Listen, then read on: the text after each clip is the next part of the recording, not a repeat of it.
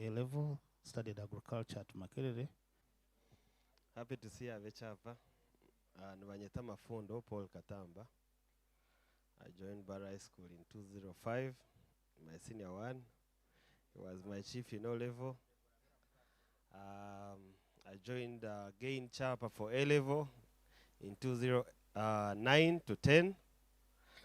And I'm a lawyer with Silcon Advocates in Akasero Chad on the road. Blessings. Yes, I'm happy to be here, and this is a vision that we really want to associate with and identify ourselves as Chaapa, meaning business. Thank you. Good evening, Bulls. My name is Bruce Tushabe. I was also at Timbara High School for 6 years, 94, 99. And I sit on the EXCOM representing a cohort 91 to 2000. Oxford, Room C and Room B. I had reasons why I did not go to Room D, which was for candidates, because I wanted to be a chief in my own territory. Your house? I joined 25 in Zambia. There was a strike.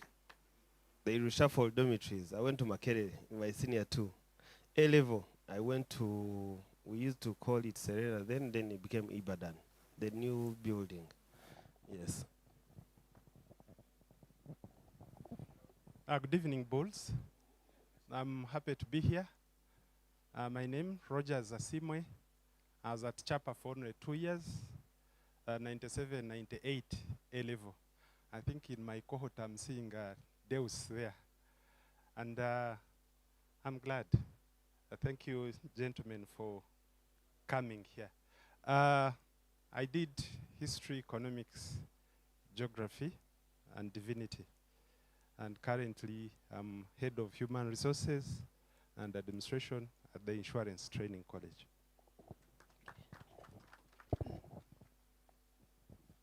Good evening, Bulls. I am Augustus Atorinde. I was in Barra High School from 2001 to 2006. I did PCBM, and I currently work with Chambogo University. So I'm glad to be here. Good evening, Bulls. Nabanyita Edmandi, Aijuka, Sharita. I was in Augustus, I found him, he can't remember me, because he was the chairperson school council at the time. He was chasing us, he would not come close to him. I was in Barra High School for 6 years, 2005 to 2010. I went to Achumota. I was in Room D in 2005. Nito batire then bakavingabantu.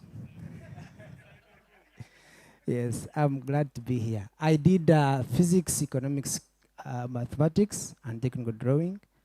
And I'm an electrical engineer working with Northrop Consults. Thank you. Good evening.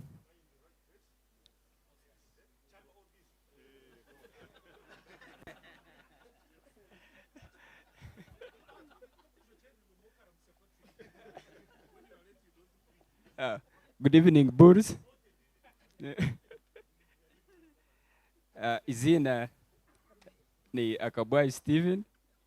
Kawandimba High School from 2010, 2015 for 6 years. Ngakora PM. I'm currently in microfinance as auditor. Good evening, ladies and gentlemen.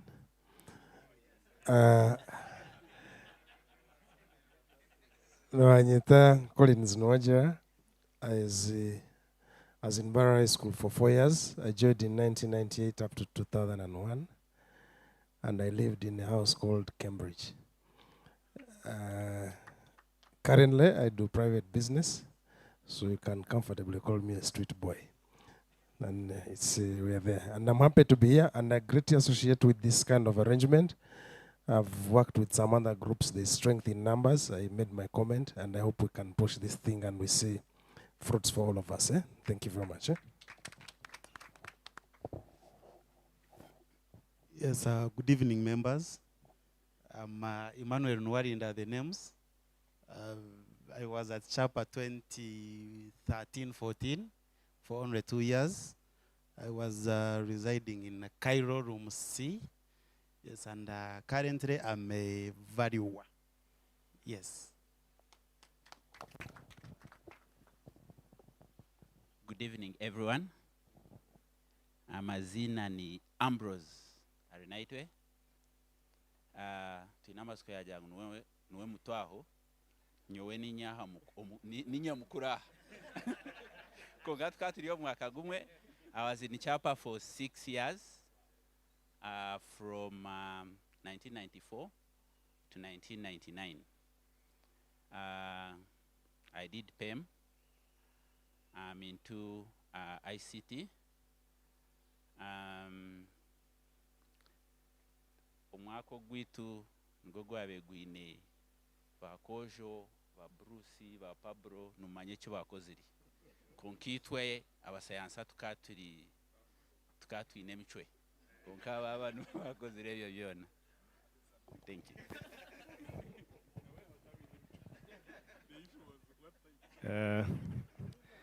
Good evening, everybody. My name is George Rutungu. I'm a proud bull. I was in Mbara School for 4 years, 1997, 2000. I was riding in Addis Ababa, room C. And I'm very happy to be here and associate with this grouping. Thank you very much. I was in Makere, room D, for 6 years.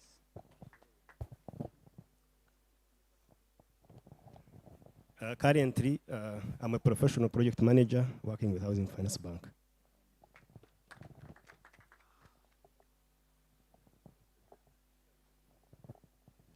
Good evening, Obis.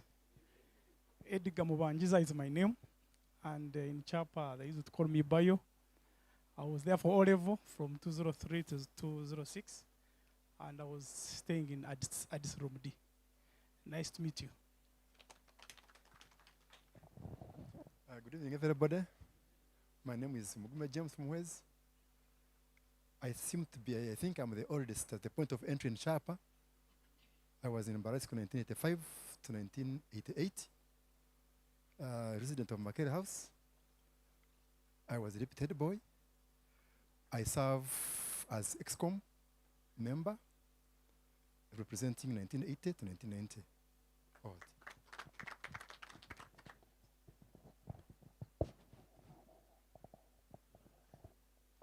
Good evening, Bulls. Nicholas Masco is my name. I was in Chaapa for 4 years, 1990, 1993. For S1, I was in Oxford. But after 1 year, I realized that many friends in Makere. So S2, S3, S4, I went to Makere. Right now, like my colleague, I'm in private business, specifically manufacturing in Namav Industrial Park. We manufacture chromatic paints.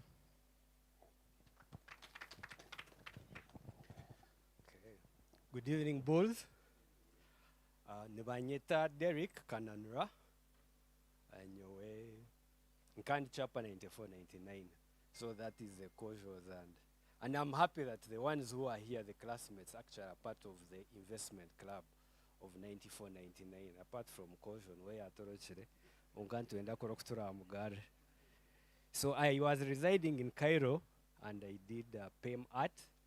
So currently, I am a tax consultant in private practice. Thank you.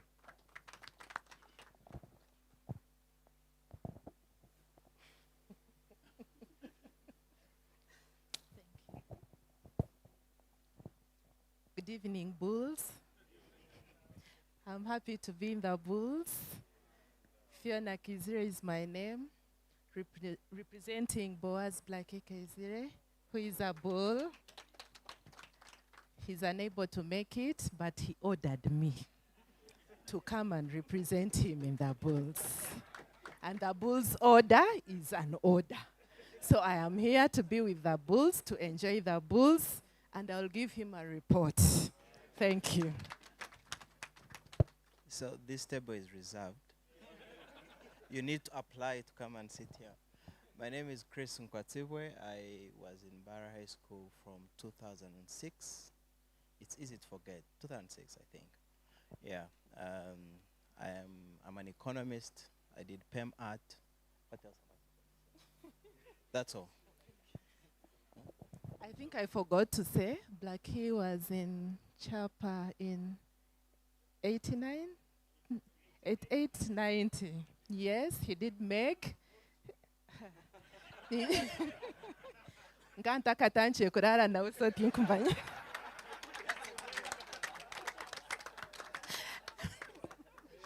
So he did make, he did economics in uni, and he works with Agra, which is an affiliate of at AU. He's unable because he's in Kigali, he couldn't make it.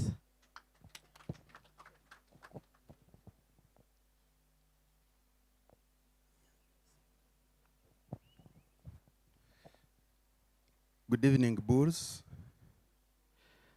Aine Sad Uriomunda are my names. I was in Chaapa in 1995 to 1997. I did PEM art. I was residing in Addis, and I'm a civil engineer, currently in a private practice as a contractor. Thank you.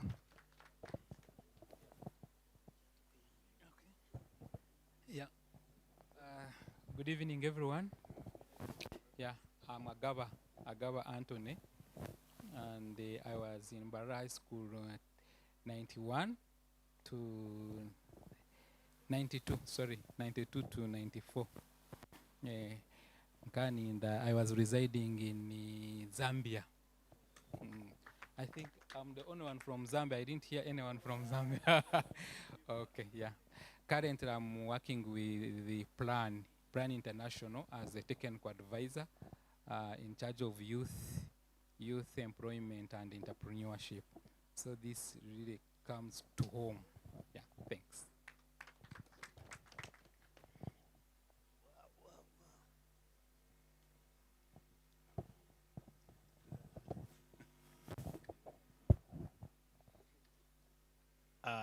Finally, I've been granted special permission by God of. He had banned me. I'm called Patrick Masiko wa Mucholi. Mwene burangare wa kashujera ka bitungo bya nchuro mujukuru wa karomba ka rwashegeza. Turi abashiga ba kabari. Yes. Yeah, both. Yeah, so anyway, to be brief, nkabani ndara Cairo room B kande nkabandiyo 1988 to 90. Why it is overlapping in 3 years is because at that time A level would start in May, then 2 years would spill over to the third year, but it was basically 2 years. I was with this chap member when he finished his papers for senior 6, first we were in senior 5. We were gathered outside the Cairo house. We were having our kaunga and beans, and he said, I have written my mathematics paper. If the examiner does not give me an A, I will appeal. And he got an A. Yes! I was there. Yeah, we were harassing our posho. Yes. So I congratulate him. This man, he got 17 out of 18 points in PCM. He got 18. He got 18 out of 19. Yes, he added the general paper that gave him 18 instead of 19. So he just missed 1 point to get the maximum points. I just wanted to talk about these chaps, because I know them very well. Thank you very much. I think I've said enough. But my profession, I'm a journalist. I have 27 years of uninterrupted experience in journalism. I now do private consultancy in media, and if you want to write books, biographies, and so forth, I'm abundantly available. Thank you very much, General. If I can. Thank you, everyone. Apologies, I arrived late. My name is Tusime Robert. I'm an engineer by profession. I was at Mbarai School to 1997 up to 2002, so the 6 years. I happen to have been one of the who are the second group to do technical drawing at A level.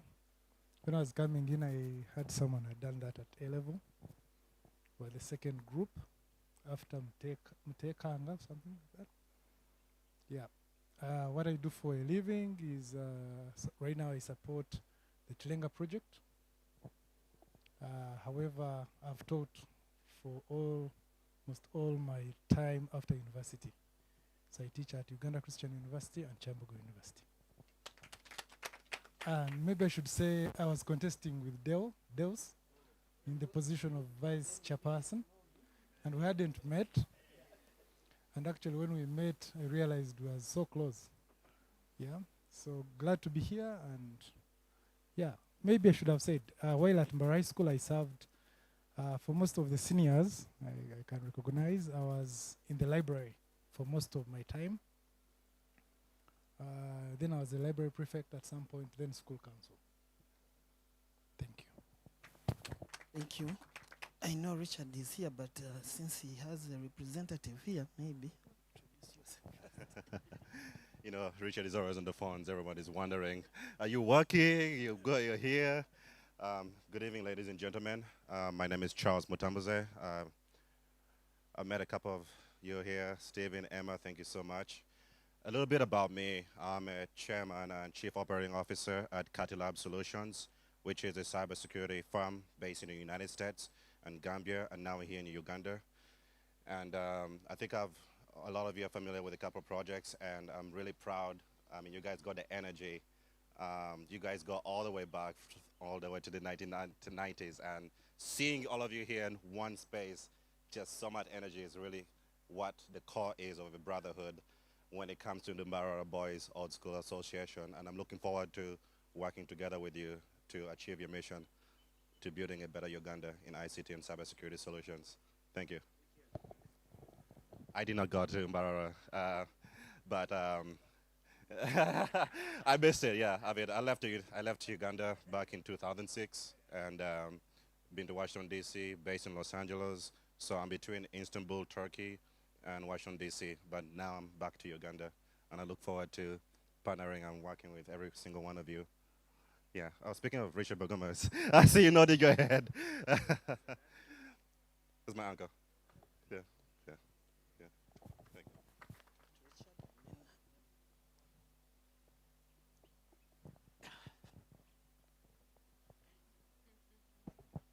you. Goodbye is going to choose me of being president. I came here at 4, a minute to 4 actually.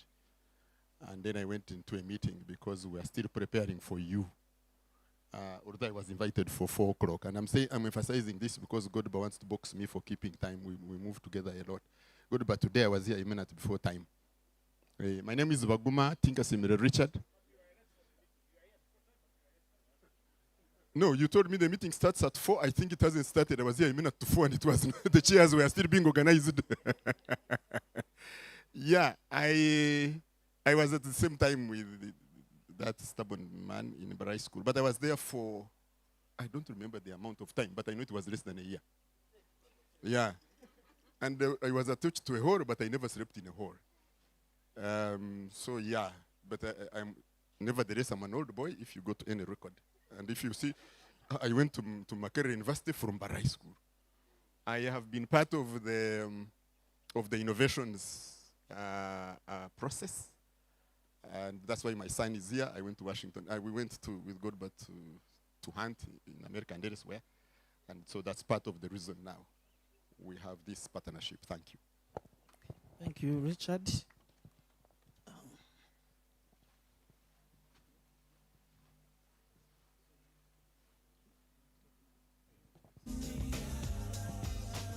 Okay, finally, I didn't introduce myself fully.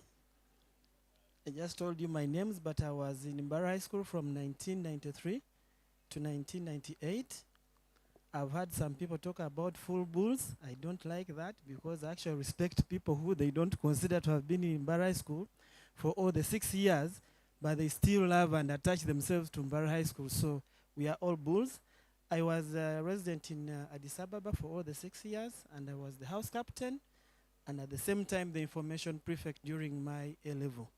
I also serve as the vice chairman of the Mbara High School Old Boys Association, and I'm proud to see that we can have such moments here because I have been trying to push to make sure that we organize, because if we are not organized, we cannot dominate. The chairman is really impatient to have the microphone. I'll hand it over to him. If you were careful, I'm sure you are going to see Mukara's beginning to give a political speech. Eh? Did you see the trajectory?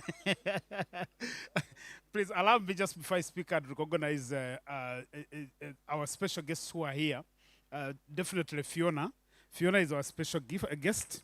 She's representing our bull, Boaz. Boaz is a member of the board of directors, and he's currently in Chigari.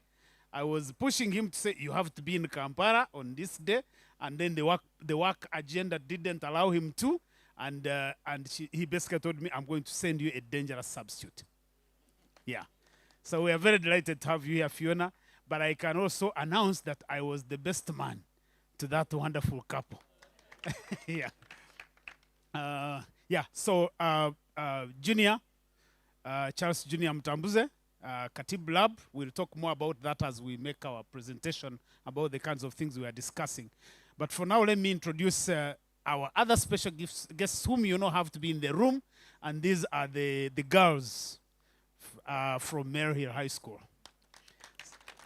So I want to recognize our chair lady, Christine Kenema. Really, thank you very much for coming with your colleagues, and I want to give you the opportunity to just talk to us briefly and then introduce your colleagues. Yeah. We'll talk about that. I have all the pictures. Good evening, bulls and the girls. So my name is Christine Kenema, the chairperson, Maryhill Old Girls Association. I was in Maryhill. Do you also have to say that, yes? Yeah. You're just going to count our ages. No, we'll see the number. We look for the number, mates. Okay. I was in Maryhill 2000 to 2005. Yeah, only yesterday. I serve at Ministry of Water and Environment. I'm a co-proprietor for Chazi Food Zone. I am married to Mr. Arthur Tuesime Machati. He went to Butobere High School, not Chaapa. And we're happy to associate with you. We have more ladies coming, but these can introduce themselves. Hi, everyone. Faith Mbabazi, and same class as Christine, 2000 to 2005. What else? I work with Trade Bank Africa. Yeah, that's it. Good evening, ladies and gentlemen. Penny Nagaba are my names. I was in Maryhill in 2001, 2002. I'm the chairperson, Moga Investment Club. Thank you.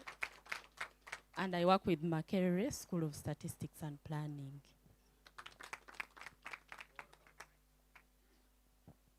Okay, thanks very much, everybody. Oscar, do I need to go there? Yeah.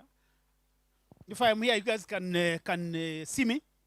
Okay, excellent. So really, let me take the opportunity on behalf of the executive committee to welcome each one of you individually, but also as a group. We are very, very delighted that you were able to respond to the work and the work that we've been doing and the calls that we have been making to you.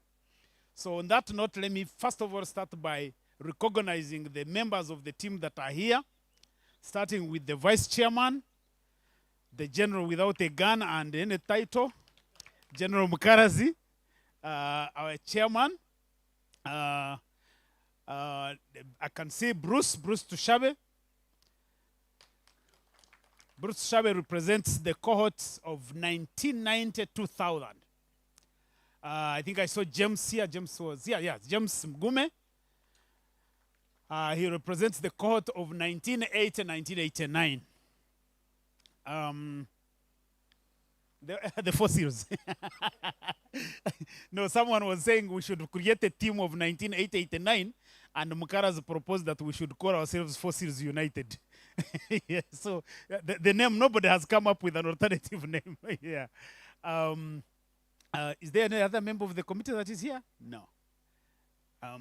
But also let me take the, maybe let me also just say, just as a way of giving commendation, that we were elected to the executive committee in March, actually at the end of March 2025. So we've been in office almost like 9 months now.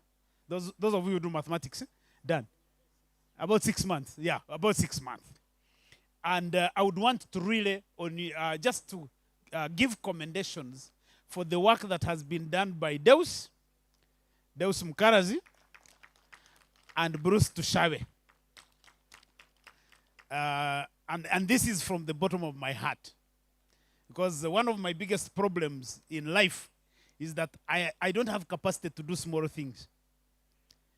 Even when I try, I get something small, then I touch it, then the thing starts expanding. So we were given the association. We took over from the leadership of our bull, Meda Dibitecherezo. They had built a fairly good foundation, and we got in, and we said, let's define an agenda that can redefine the association. You remember Abitek's motto, we must dominate. Now, you can't dominate by just saying it. You have to dominate by doing things. So we are there discussing and saying, how do we dominate? And that has been our preoccupation over the last 6 months. So what we've done, because some of you, I know, sometimes the communication on the chat room can be too much. So what we did was to sit, we've spent all these 6 months planning on the things we need to do. Because we have also said in the EXCOM that maybe with the exception of Mary Hill Old Girls Association, we've said if anybody, or if there is any talk of any old boys association in this country, people should think of Mbara High School. The rest should come as secondary. So that's the plan. So it's a very, very serious agenda. And the good thing is that you've given us the confidence that this is doable. That one I have seen. So we have no doubts in our mind that if we do the right things and we give the leadership that is needed, that we will achieve. So as some of you have been following, we basically outlined a 4 agenda item, and that's what I wanted to share with you. Then we would be able to go to our business of the day. What we call the 4 pillars of our program of work. The first pillar is what we called institutional growth and strengthening. In other words, we said we are going to invest in building the association. Because in most cases, we try to do programs without building the infrastructure to do the programs. So we've said we are going to be deliberate in building the association. And we have set out a number of activities. The most important of these was to transform the association from a regular association into a legal entity. Because the previous association was pegged to the school, so it was not able to transact business. For those of you who are lawyers, you know this thing we call corporate personality. Can you transact business in your own name? So that we've been able to do, and that's why we are now moving at a fairly supersonic speed. So we've been able to do that. All we are asking from you is that we've set ourselves a target.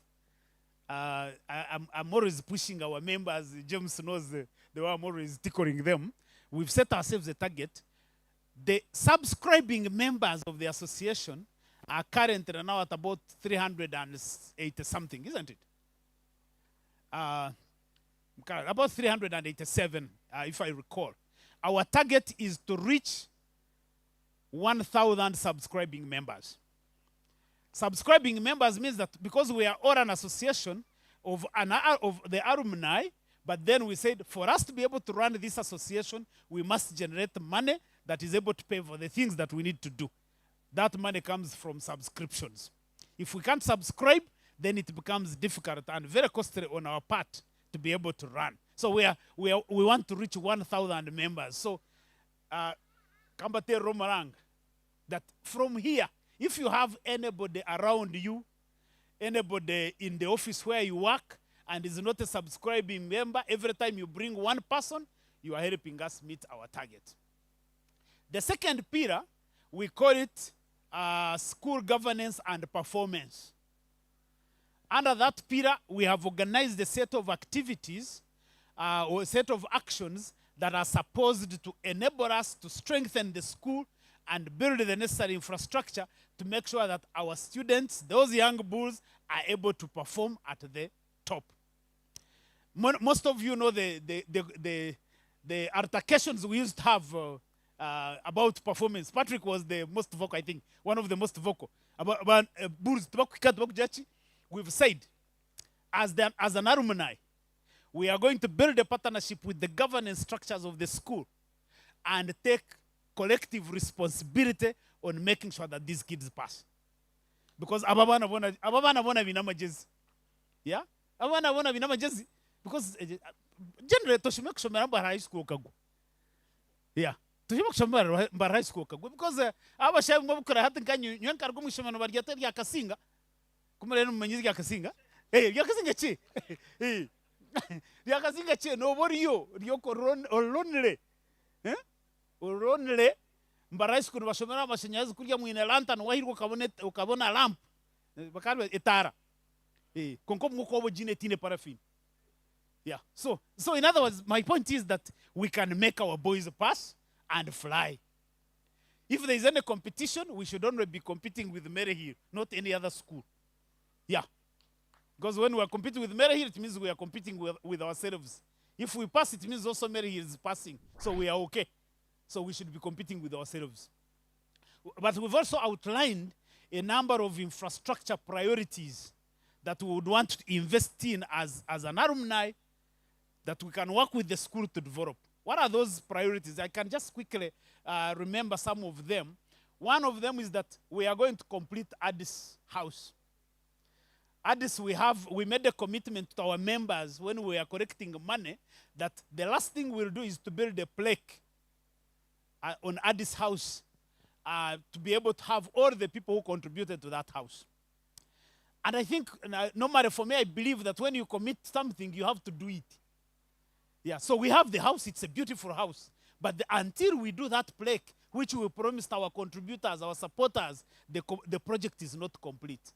So we are working with Papa and the team to make sure that we do a closure of that project. Once we do that, then we'll start on Achimota, the Rebuild Achimota campaign. That's the next goal.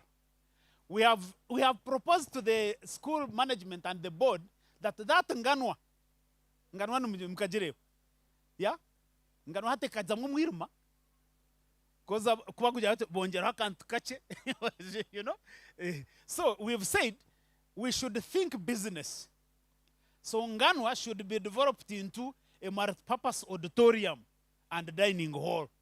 So in other words, you are building a dining hall, but you should add there certain things that can be able to generate money. Because if you do it well, it means that in the long term, that building will pay for itself. That's the kind of thinking that we are trying to inspire in the school administration. We've proposed the idea of building a multi-purpose sports complex, because the school wants a sports facility. We can do a good facility.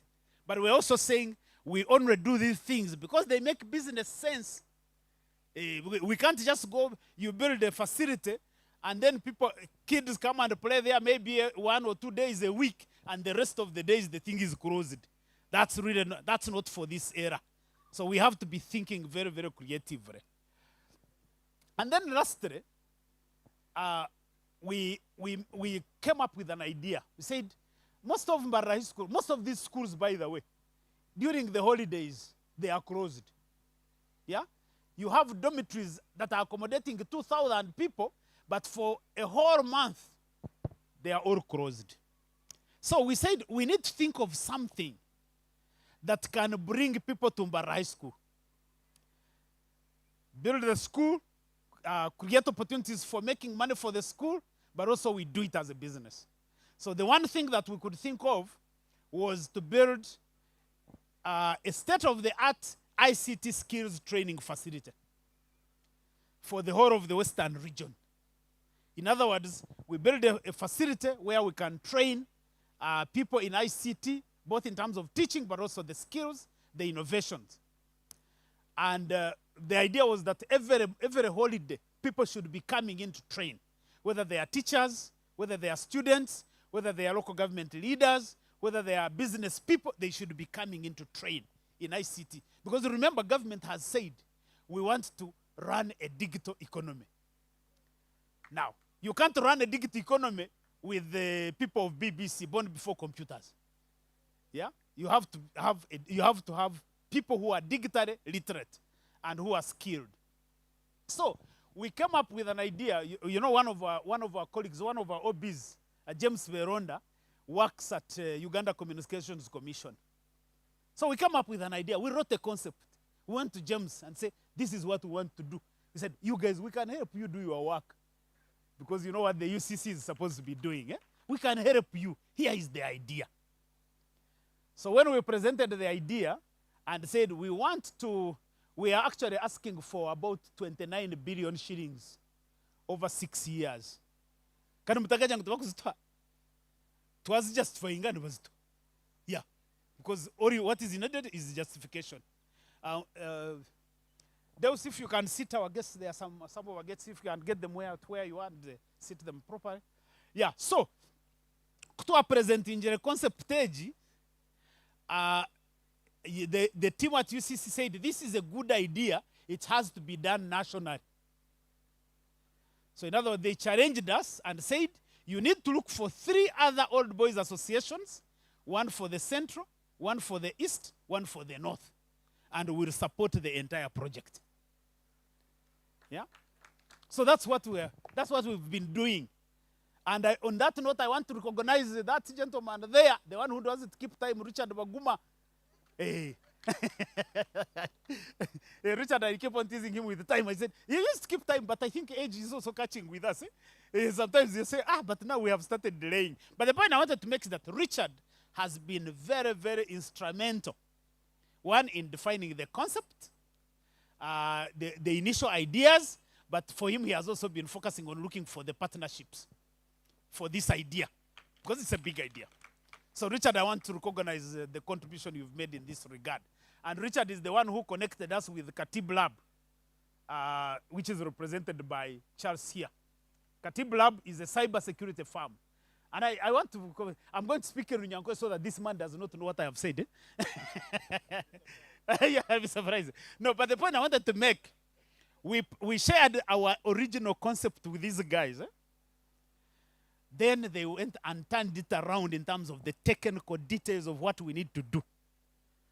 And I was thinking, man, it was impressive. Huh? Because I was convinced that probably, even if we are looking for partners here, we would not get the same quality of work. Yeah? We wouldn't. Now, normally the question is how to pay them, because these guys, I don't want, because I worked with an NGO for many years. I worked with NGOs. I don't want unpaid work. Yeah, we have to be able to pay it, whether it is by way of, whether you are using equity, whether you are using what. Normally, please, we have to move away from free work. So for us now, our discussion with the Katib Lab is how do we organize this idea and deliver it in a way that it also their time can be paid. So that we are still discussing, but I know that they have the commitment to help us all the way. But bottom line is that we have an opportunity as an association to have an influence across the country by having these hubs in Central, in East, and the North. So that's how big this idea is. And this is coming because you guys have given us the energy. Yeah. I think in terms of that idea, the other person who has really been instrumental is our chairman of the board of Chaapa Innovations, Dr. Dan Tinduensi. Normally, ebintu ebimorujungu rwinjo rwa science nywe ninzo wa Dan mujantati wanzoriye ekikiru munanga nanga nagamba history no mimanye byito bya history no basoko ine idea uko kwenda ngo gikore, but now you lack the technical language to be able to express it. So Dan, thanks very much for always donating time to be able to get some of these things done. Yeah, so basically that is the program of work that we have laid out. So that was number 2. Number 3 is what we call collective investments and business networking. So that's pillar number 3. That's the one that brings us here, because Chaapa Innovations Limited is one of the actions under this pillar. Number 4 is what we've called collegiality and networking. So in other words, networking and collegiality, that we need to find every reason to be able to get together. I think Collins is the one who have mentioned this and say, Collins, I totally agree with you. There is a power in numbers. Man, you guys, me, I'm a very scared man, by the way. That's why I put a lot of energy in these things. Because kokuzaha, orebe Kampareji, oreba Muyenga, Kabaragara, oreba Eritreans, oreba Ethiopians, oreba Sudanese, oreba maybe Pakistanis, they are buying the town from us. Most likely in 20 years to come, our children will be tenants of these people. Now, the only way they are doing this is that they are coming together. Because I can tell you, if you are 1,000 Ugandans or 1,000 OBs, and each one of us brought 1 million shillings, that is 1,000 million. Yeah? 1,000 million. No, that's 1 billion. Yeah? And yet, all of you guys, I know where we are. Hata bakwasa million mumushaho okashohora heru waza mukanga gwecho kutaho mukano juru no Nigeria. No, in a change. You get the point? Me, I'm just saying that for us as Mbarai School, we have our girls from Maryhill. There's actually an opportunity to make this bigger. That because Mbarai School, we're estimating that we could be around 5,000 alumni. A school that started in 1911.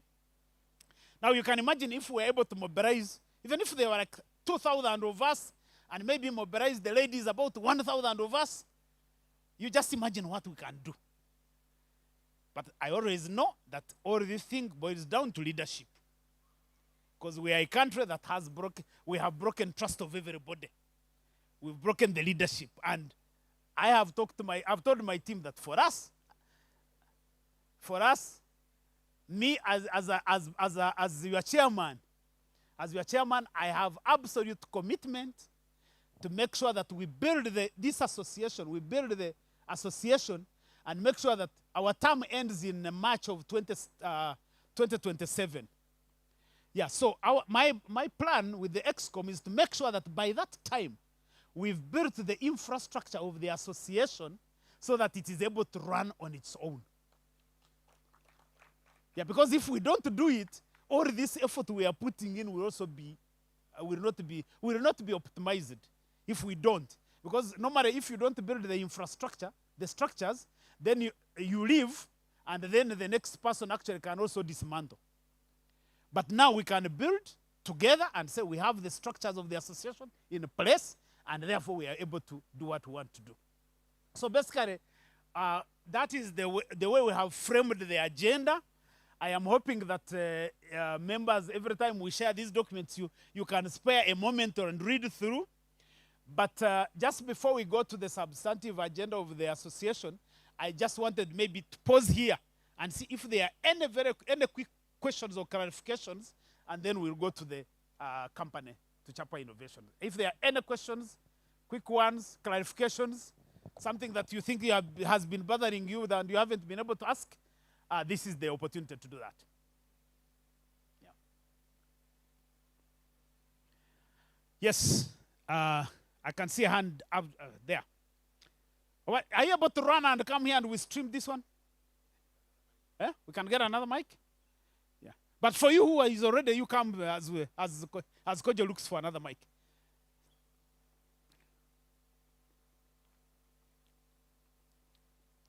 Asa mwana wanotamburanka buru.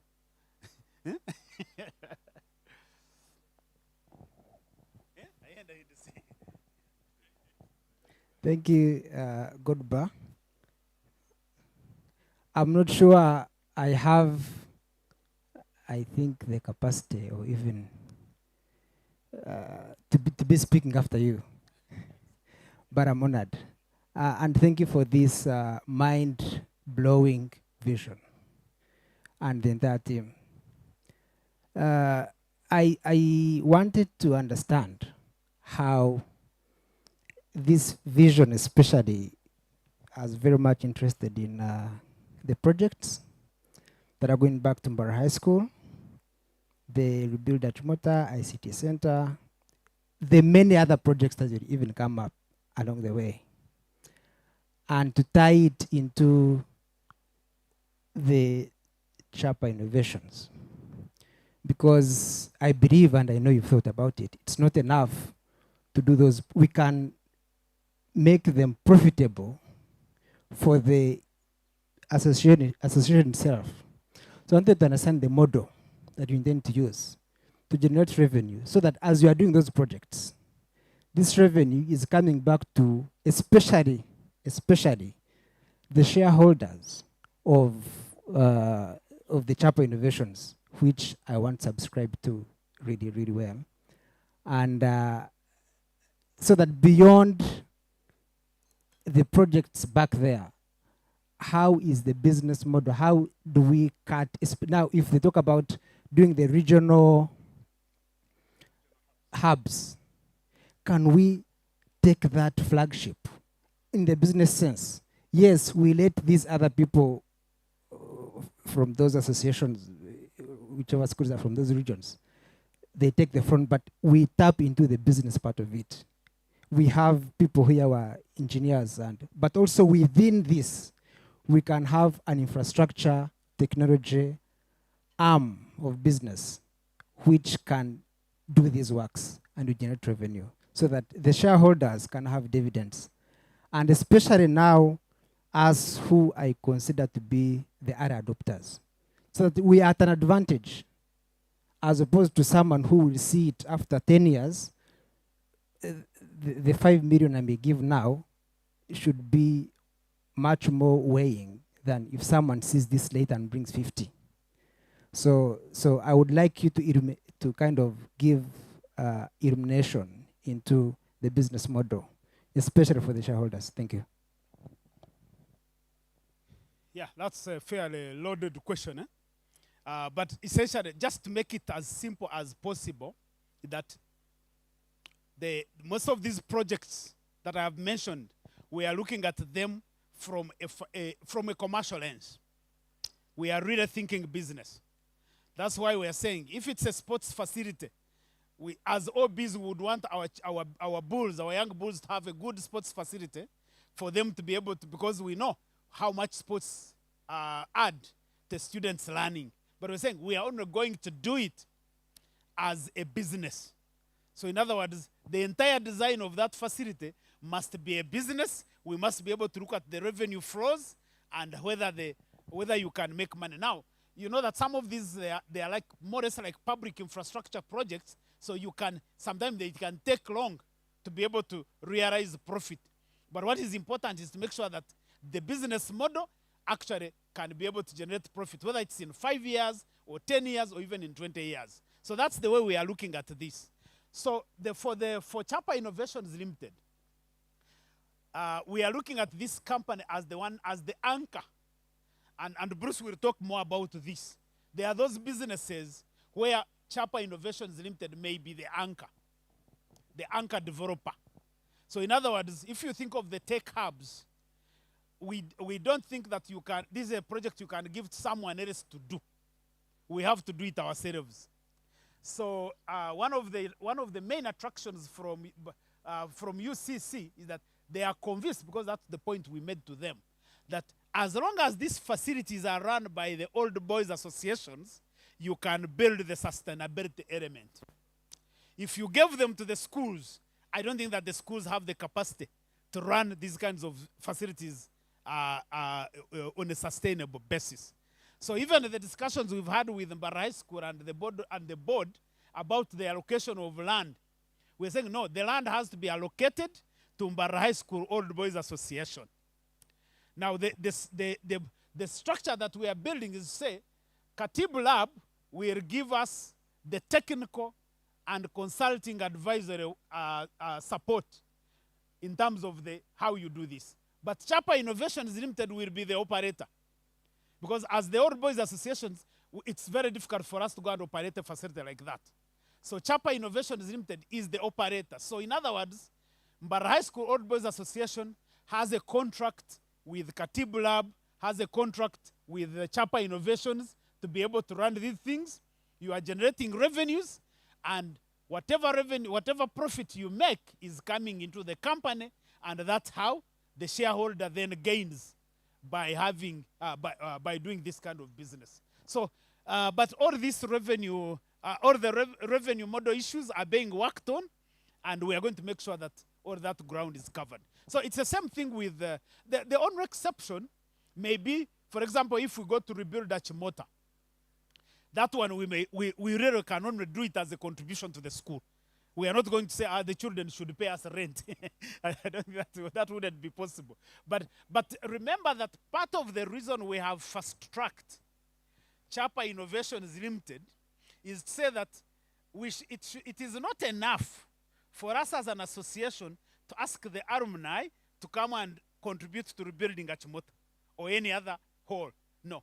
It is also incumbent upon us to organize those kinds of businesses or ideas that put money into the pockets of our alumni. So in other words, mpankuwe. If we do a project, twakora hata nkezi hub zezi, ukashanga ngu any of the engineers here bine company zabo zo kubasa kuombeka ebzimbebi. Because these are 4 facilities. Bine companies naga twaba organizing by providing the kind of labor that is required to build these bizimbe. Twabashashura. Omuntu ogwo kwokwiza wamjo 20 million itano zo kombeka Achimota. Definitely that person will give you that money very, very happy. Konga tukubasa tukayemera tukajya ngo tureke nko kuturi, then ngo naheza kugenda nkakora kashara kanje ko kwezi no mare nikija waheze ka budget injira tukatwana tukora no waheze ka budget injira kachija kagenda hatoguma no banja Patrick toka contribute injira. It's very tough. So Chaapa Innovations Limited is also in our thinking that we are able to organize our businesses. I've been discussing with Mukaras there. We can start an engineering company. So no, we have many OBs who have engineering companies. Yeah. Our idea is to say Chaapa Innovations Limited should organize these companies so that they are able to do projects that are at scale. Because each individual company may not do certain things. But now we can be able to scale by Chaapa Innovations Limited, bringing together maybe like 5 companies, our OBs, to be able to do a certain project. So the opportunities that come with being together are immense, in my view. And so I think very briefly, that's how I can reflect on that. Yeah, yeah. Anything else, or we can continue? Yeah.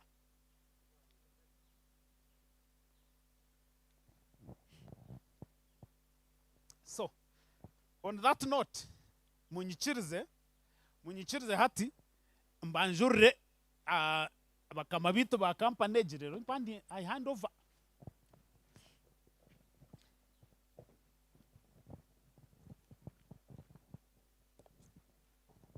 So when we sat as EXCOM, remember those of you who followed the discussion of the program of work, We try to be participatory. Kanyesiga ngo abinje mukareba documents esitwabe ntandika. Eh? Okay. Abaheru ngo bakazereba ba engineer bazireba. Yeah. So tukagizaho kunanka kuhandika because we were deliberate to elaborate on these program areas and be able to communicate the actions that we wanted to implement so that all of us as OBs have a shared understanding of the direction of where we are going. So once we are done, we also invited some of you to be able to volunteer to serve on the committees. Each pillar, those 4 pillars that I talked about, each of the pillars has a committee that is supposed to lead the implementation, support the EXCOM in the implementation of the actions. So through the consultations, we were able to get people to work on, to constitute the pillar, that's pillar number 3, on collective investment and networking. We also made a decision that that committee would then act as our interim board of directors for Chaapa Innovations Limited until we organize our first shareholders meeting where a new board of directors would be appointed.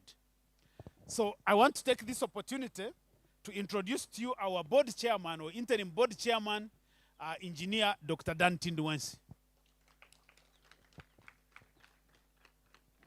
Kazi if can nikwenda the instruments of power utaija kunye kwasa.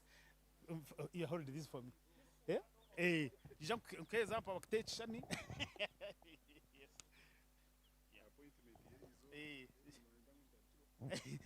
His appointment was discussing so Dan akatandika kare no twari mweyo. Yeah, but Dan is our chairman. Most of you, many of you people know him. He comes from the 80-90 cohort, and Dan has been very, very instrumental. He was instrumental in the rebuilding of Addis, so we are following on that track record. He has been one time president of the engineers, all the engineers in this country. That's the UNABSEC. UNABSEC is the contractors. He has been the chairman of the contractors in this country. And I think if I'm not mistaken, he's still now the chairman of all the owners of supermarkets in this country. So if you have a supermarket which is not a member of this association, it means that it has not qualified to be a supermarket. Yeah. But Dan, we are very, very delighted that you accepted our invitation to come and share this company, and we are very happy. We know that we can go a long way together. Thank you very much. Then the next one is Boaz Blackie Kizire. Mr. Boaz, if you can come and receive your instruments of appointment. Yeah.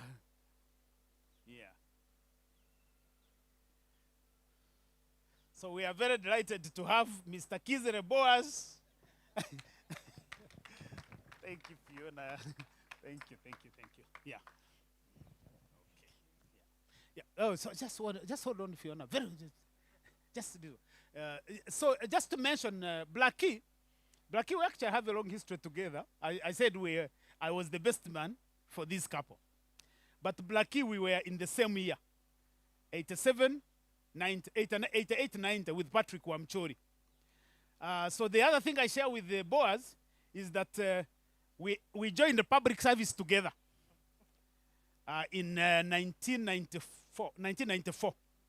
We joined public service in the Ministry of Agriculture, Department of Fisheries. Yeah? It's now called the Department of Fisheries Resources. So I always tell Boaz used to work in the statistics department. So they used to write for us reports quarterly. And every quarter, about 8 fishermen were drowning in Lake Nyabihoko. Every quarter. So I used to tease him. I said, but now, if 8 fishermen are drowning every quarter at this one lake, I want to work at Mahiro. But you know, just because we never used to go to the field. But Boaz, we've been together since then. I worked in Kenya, organized for him to come and attend the policy analysis course there. and then the man has been moving places because of that. Right now, Boaz is the head of policy, director of policy at the Alliance for a Green Revolution in Africa, AGRA, which has a headquarters in Nairobi. So those of you who are doing agriculture, Boaz is our key ally. So thanks very much, Fiona, for joining us. Yeah. And then we have this man of the Electoral Commission, Mr. Stephen Akabai. Stephen Akabai.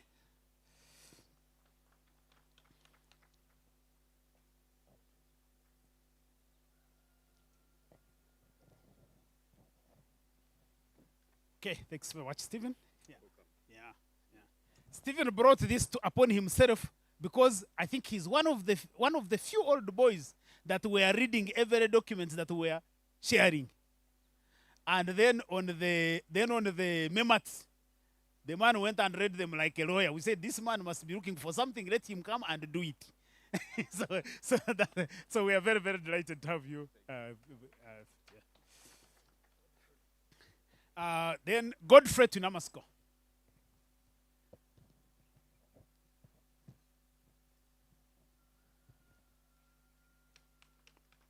Yeah.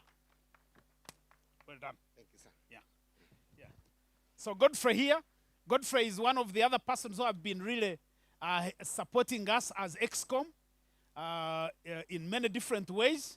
So those of you who are going to be following up on the Muhoba Solidarity Fund, Godfrey is like our consultant on insurance. Now, me, I fear insurance people, so when I'm talking to him, I just have to look at his eyes and see how they are moving.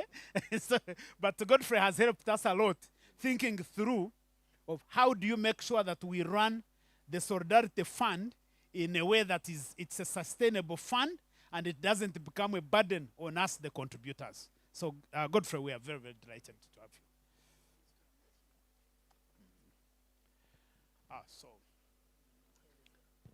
Okay, so the two other members who are not here is Edwin Muhereza. He hasn't arrived yet, although he had confirmed. And then Jacob Kabigumera. So those are the board members of Chaapa Innovations Limited. They are also the leaders of Pillar 3 Committee or Pillar 3 Subcommittee. And they are going to be guiding us and helping us in executing the agenda that we set out that is contained in those action notes. So on this note, I would want to invite our chairman, Engineer Dan Tindwensi, to come and tell us about Chaapa Innovations. Thank you all for listening to me. Thank you.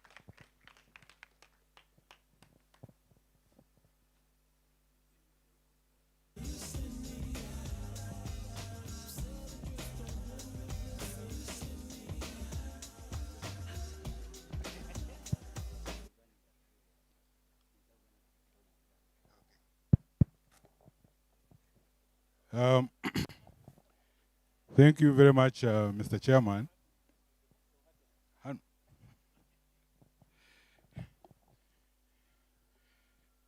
Thank you very much, Mr. Chairman. The rule getting an appointment and starting work there and then is not very easy. So if mbushkana mtakajira nechi, there are so many things working against me. One of them is age. I am a fossil, but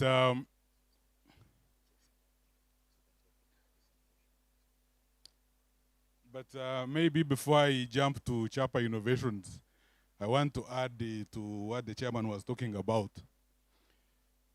Rebuild Addis. I think Achimota is already started. Chairman, I don't know whether you are aware of that. Because when we did Addis, there is a part of Achimota that we did. All the washrooms are done. And that is part of Achimota. And also the architectural plans are available and the structural plans as well. Yeah. Chaapa Innovations Limited. The chairman has said it all in what we want to achieve. We just want to make money. and we want to make money as old boys. But my problem, since I have so many things working against me, Ikojo is a banker, he's a corporate manager. I have not been in that area of things, but I tried as much as possible. I want to excite members who are here to give you something to think about. I want to arouse you. I'm not going to be definitive in what I'm saying. So I won't tell you what we are going to do. Maybe Bruce will say something about that. But I just want to give you some sort of set some boundaries in the way we are going to work. You know, throw a net around and say this is where we shall be. If you see this, then you have seen us. If you see something else, then we are not the ones. In other words, how do we define Chaapa innovations in such a way that it gives us pride, that we are proud to be associated with Chaapa Innovations Limited. We set a standard. And I was telling Chairman, when they went for the final, I was not there, he was there in the spirit. But the standard is set so high, so is he going to stay there? Or are you going to fly? Or maybe you are going to fall down? So we want to do something that everybody would want to be associated with. Now, how do we define that? So I put together a few things. And some of these thoughts, some of them came from you. I was hearing what people were saying. We were interacting on the forum, I was reading, so I picked these things and I've thrown them here so that we can discuss them.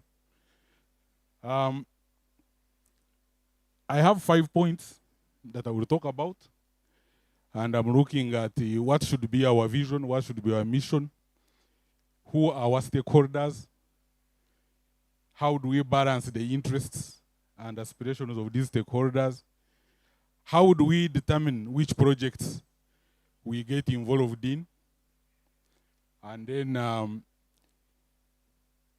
when do we expect to reap? This is the time scale I'm talking about. Can you read this? Because as the heading says, these are doodles, so I was just writing them down. I decided to create a visual. I think we can read them. Now, immediately, Chaapa Innovations Limited was thrown as a name. The chairman gave us a catchphrase, boundless imagination. That's one thing to think about. Then somebody else came and said, we must dominate. So these are all the things we are trying to look at, the aspects of the mission and vision for Chaapa Innovations. Innovativeness, this is in the name. Long-term anchorage to the school. Whatever we do, we have to know that Chaapa Innovations Limited is linked to Chaapa, to Mbara High School. So we must always be thinking about what kind of example, what kind of image we are portraying. To create a culture that inspires, that is visible, and is highly regarded. If we passed somewhere as Chaapa Innovations, or we did something as Chaapa Innovations, is it something that you will be proud to talk about? Then, of course, we must espouse transparency, we must espouse integrity, professionalism, and social responsibility.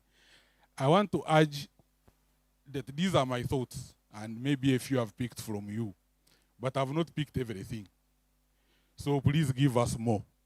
Because the first thing we are going to do as the interim board is to sit down and synthesize these thoughts into a coherent vision, mission, and strategy statements. So give us your ideas so that we can actually create something together.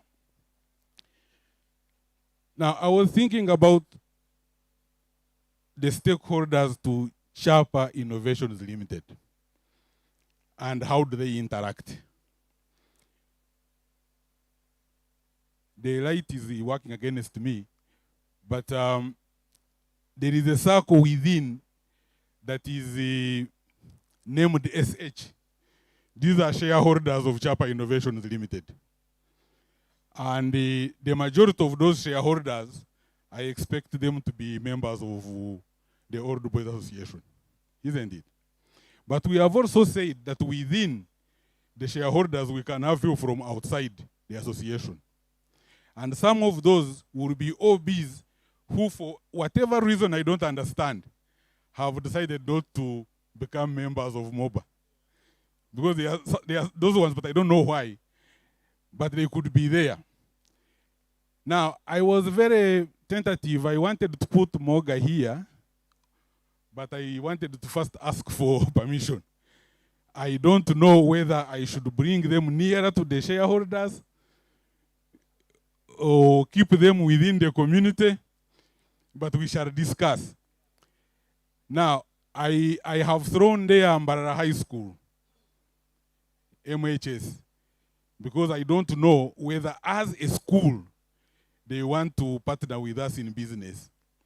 And that one we are yet to discuss with them. But maybe now that we are thinking of having them put land together with the diocese, maybe as equity investors, I don't know. Similarly, I put the Diocese of Ankole also, because I know that we are going to interact with them being the founders of the school. So this is how I look at, and then of course the community at large. Now, the shareholders have interests, because you are giving us money. You are putting money in the business, then you have interest in that business. You have to make money from it. Now, the other stakeholders have aspirations. If it is a child at Mbarara High School, it's a stakeholder. And they want to say that maybe when I make money, I must invest in Chaapa Innovations Limited. I want to belong there. So whatever we do, we have to take cognizance of these stakeholders. Where's my technology man? I want to move.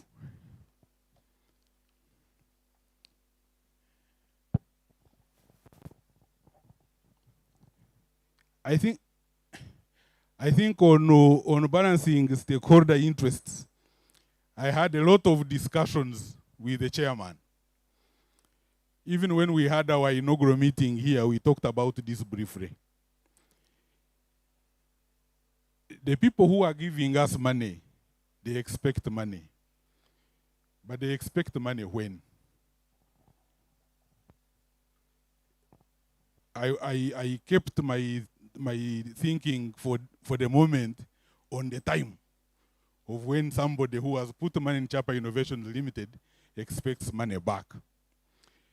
There are people who are saying, I put in my money today, I want tomorrow, and I want it with interest. Tomorrow. Is that possible? We shall discuss. But is that what we want as Chaapa Innovations Limited? We also need to discuss that. Now, in trying to balance these interests, I think that Chaapa Innovations Limited will be having to take a blend of what is short-term and what is long-term. Now, I threw these things here. Some of them I don't know how to explain them very well. Maybe the accountants, the economists in here can actually do this better than me. On the short-term side, those who want their money very quickly, they are looking at the return on investment, or what the accountants call the accounting rate of return. They want to see how much. If I put in 100, what am I getting after 1 year?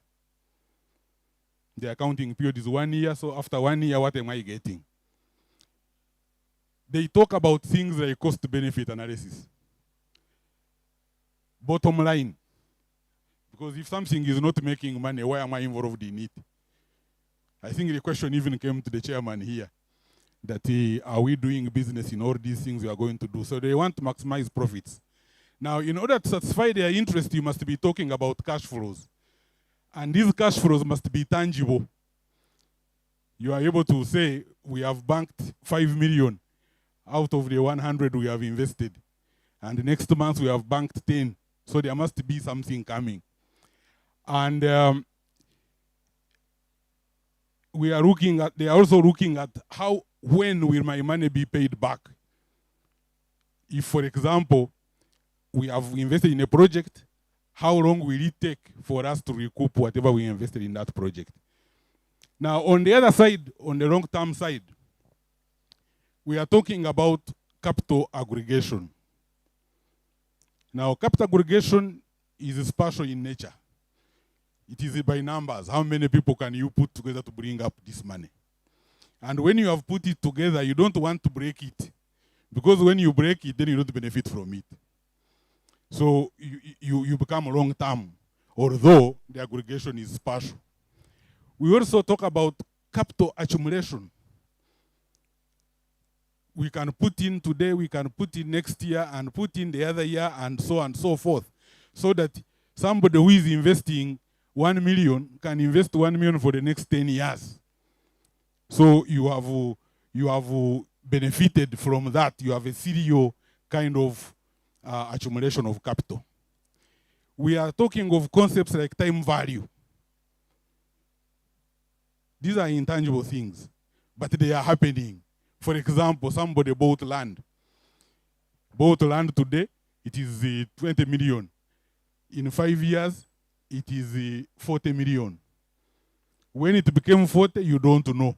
What happened? It is the passage of time. So time value. We are talking about the concepts like compounding. When you have put in your 1 million, it has earned for you dividends of 200,000. Can you compound that and put it back? Because the bankers, they understand this. What is Godfrey? Godfrey understands compounding very well. But for them, the way they do it is on the paper or in the computer. You borrow from them 2 million. I'm here, doctor. And you and Collins are here. You borrow from them 10 million at 10% interest. After 1 year, it is 11. After the next year, it is 13 point something. Before you know it, it is 20 million. But you borrowed 10. It is on paper. But now for us here, we have to do it physically. This is physical compounding. You earned your dividends of 200,000. Where are you putting it? Like Godbar said, do you want to move with it somewhere? And you'll come back at the end of the evening without anything in the pocket. But you can also decide to say, I am putting it back in the Chaapa Innovations. So you are actually doing physical compounding. When we are looking at the projects, we'll be looking at the internal rate of return. This a little bit more technical. We'll be looking at how to select these projects. You are looking at the internal rate of return. And to do that, you also have to look at the project life cycle, because the two go hand in hand. That which of the projects that we have better serves us as Chaapa Innovations? What will give us the best value at the end of the day? So by nature, the long-term aspirations or interests are actually intangibles. We may not touch the money if you are going to go long-term. That's what it means. Because you are putting it back and putting it back. Now, as a board, ours is to balance these, because we know that the interests are varied, and they are going to be varied on a time scale, which I have called a time continuum, and we must balance these and find a middle ground so that even dividends can be given. Those who want to draw out can draw, but we encourage as much as possible to do the physical compound. I will not talk about the specific projects, but I want to give you the basis upon which we shall be deciding some of these projects, whether to go for this or to go for the other one, or to leave this one to wait for a few years, and so on and so forth. Now, when I was looking at this and thinking about it, after I had already sent the presentation, I should probably have changed this word from evaluation and called it appraisal. Because by nature, evaluation means that the project is ended. and you are looking back to see whether did it actually make sense, did it work. But anyway, keep it in your mind that this evaluation is at the beginning. We are actually thinking about the project, we are trying to define it, and we are trying to see whether it makes sense for us. And I'm suggesting to Chaapa Innovation that we'll be looking at for these projects. We'll be looking at how efficiently is this project utilizing our money. If we put in a shilling, what do you do? So we want to see, to align our projects to the goals of Chaapa Innovations and Mohoba at large. Relevancy of this project. How closely does the project relate to our mission? Remember, the doodles I put up, we must dominate. Are we going to dominate by investing in 5 million projects? 5 million shilling projects? Probably not. So we want to be able to make ourselves felt. And if we are going to do that, then we need to align our projects to our mission. What's the impact of these projects? Now, impact, by definition, these are broader long-term consequences or results. Now, they may not be positive, they may be positive, but we need to look at that and take cognizance of it, because can we get involved in the project because it makes money? Or we must get involved in the project because we know at the end of the day, whatever happens is going to bring a positive image, or is going to keep our positive image in the community. And lastly, how sustainable is this project? And these are what I call the lasting benefits. Because if, for example, let me borrow what we are going to talk about in detail, the technology hub. If the technology hub is not generating money beyond the duration of the project funding, then there is a problem. Because how do you then run it? You are not going to ask that you charge fees from the schools in order to give you money to run the center. So the center must generate money. That's a lasting benefit. But also, you can have people who have come from there and are saying, for us, instead of being old boys of Chaapa, we are now old boys of the technology hub. And we are going to be making sure that this thing stays. So these lasting benefits. Now, lastly, I want to talk about the time scale. Because I know members are interested in this from what we discussed, what I saw being discussed on the forum. When do we get returns if we have put our money? Now, I want to suggest that we look at the short term to be projects that take up to 3 years. 1 year, 3 years. And we can discuss this and tweak around, but this is my suggestion. And we look at the medium term as projects that last us between 3 to 5 years. While the long term are projects that we expect to start, flowing after 5 years, or 5 years and above. Now, I want to suggest that we will look at a mixture or a blend of these types of projects, because not only do you need short term in order to put money into the stakeholders' pockets, but we also need to build a legacy. Because these short-term projects, they will come and go. Like, for example, if there is something, it is hot cake and we must supply, let's say in 2026, we go and print the ballots. That's a good project. We can make money from it. You never know. But after 2026, you can't print. You must wait for another 5 years maybe.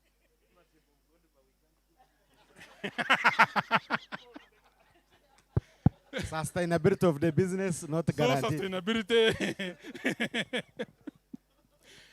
But also legacy. Because we are also looking at legacy. We must look at legacy project that give us legacy as the Old Boys Association. So I want to stop here. I hope I have given some points to arouse our minds so that we can discuss this. And when we discuss, those who cannot reach the forum, you can actually send me a paper. But for those who can reach the forum, please go there and put the ideas so that we can put these things together. When we meet the first time, we are going to be putting these things on paper and synthesizing them into our principles that will guide us as we operate Chaapa Innovations Limited. Any query? Doctor, as you are still there, anybody who has a question, please let me know. I'm sorry. Thank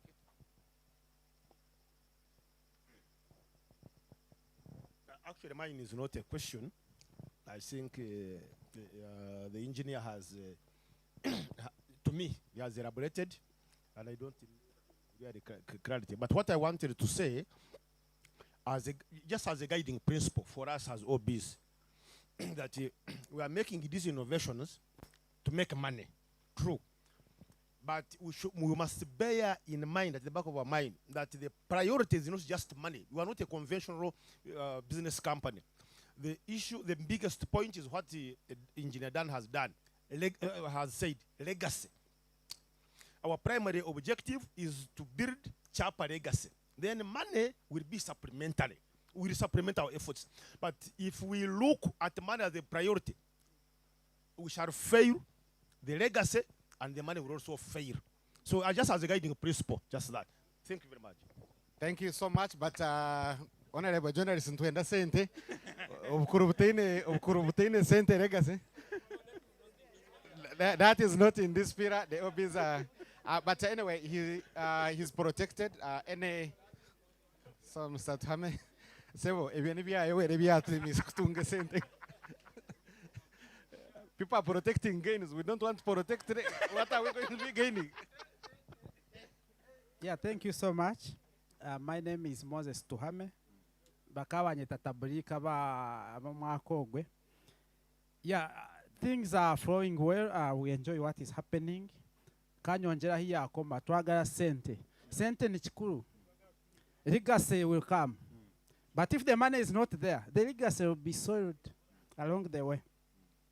So when do we expect money? That's our chair, you gave a lot of good points. Our job, I think, now and after here, no dressing, and we move forward. So many times, no shanga, you have an investment. Ninja or nyanko in your national language, ya yitwa. But it's okay, I'll mix. Yeah, so you go to an investment, Oshanga, you have a lot of capital that is not invested. Then I'll be forced to say, the money is there. But then there are times when you want to get the money, there is this project. If we load the money there, it will give us maybe 30-40% in appreciation. Then you are forced to say, let the money still be there. So our heavy table are developing, depending on how we structure ourselves and how we organize our figures to talk, to tell us where to go. That will be important. Then you mentioned about this, my last, but busy abakwenda kuzomu then tbarimu association. I don't know that I got it right. I think to be part of Chaapa Innovations, I don't know, we need to make a strong Old Boys Association. We should condition that. You should be a member there. Then you get into this so that we don't get issues. Sampa here, they are not in the mother organization. It confuses. Thank you so much. I'll let you, doctor, answer him or supplement.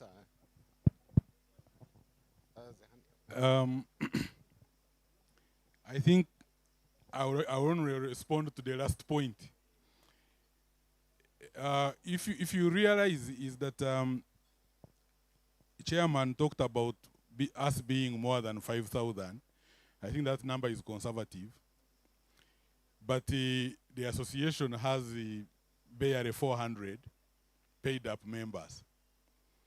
And one of the reasons when you look at the forums, which were not Mohoba forums, but were Mbarara High School forums, people were talking about, but I mean, it's just a matter of, we go there and make noise.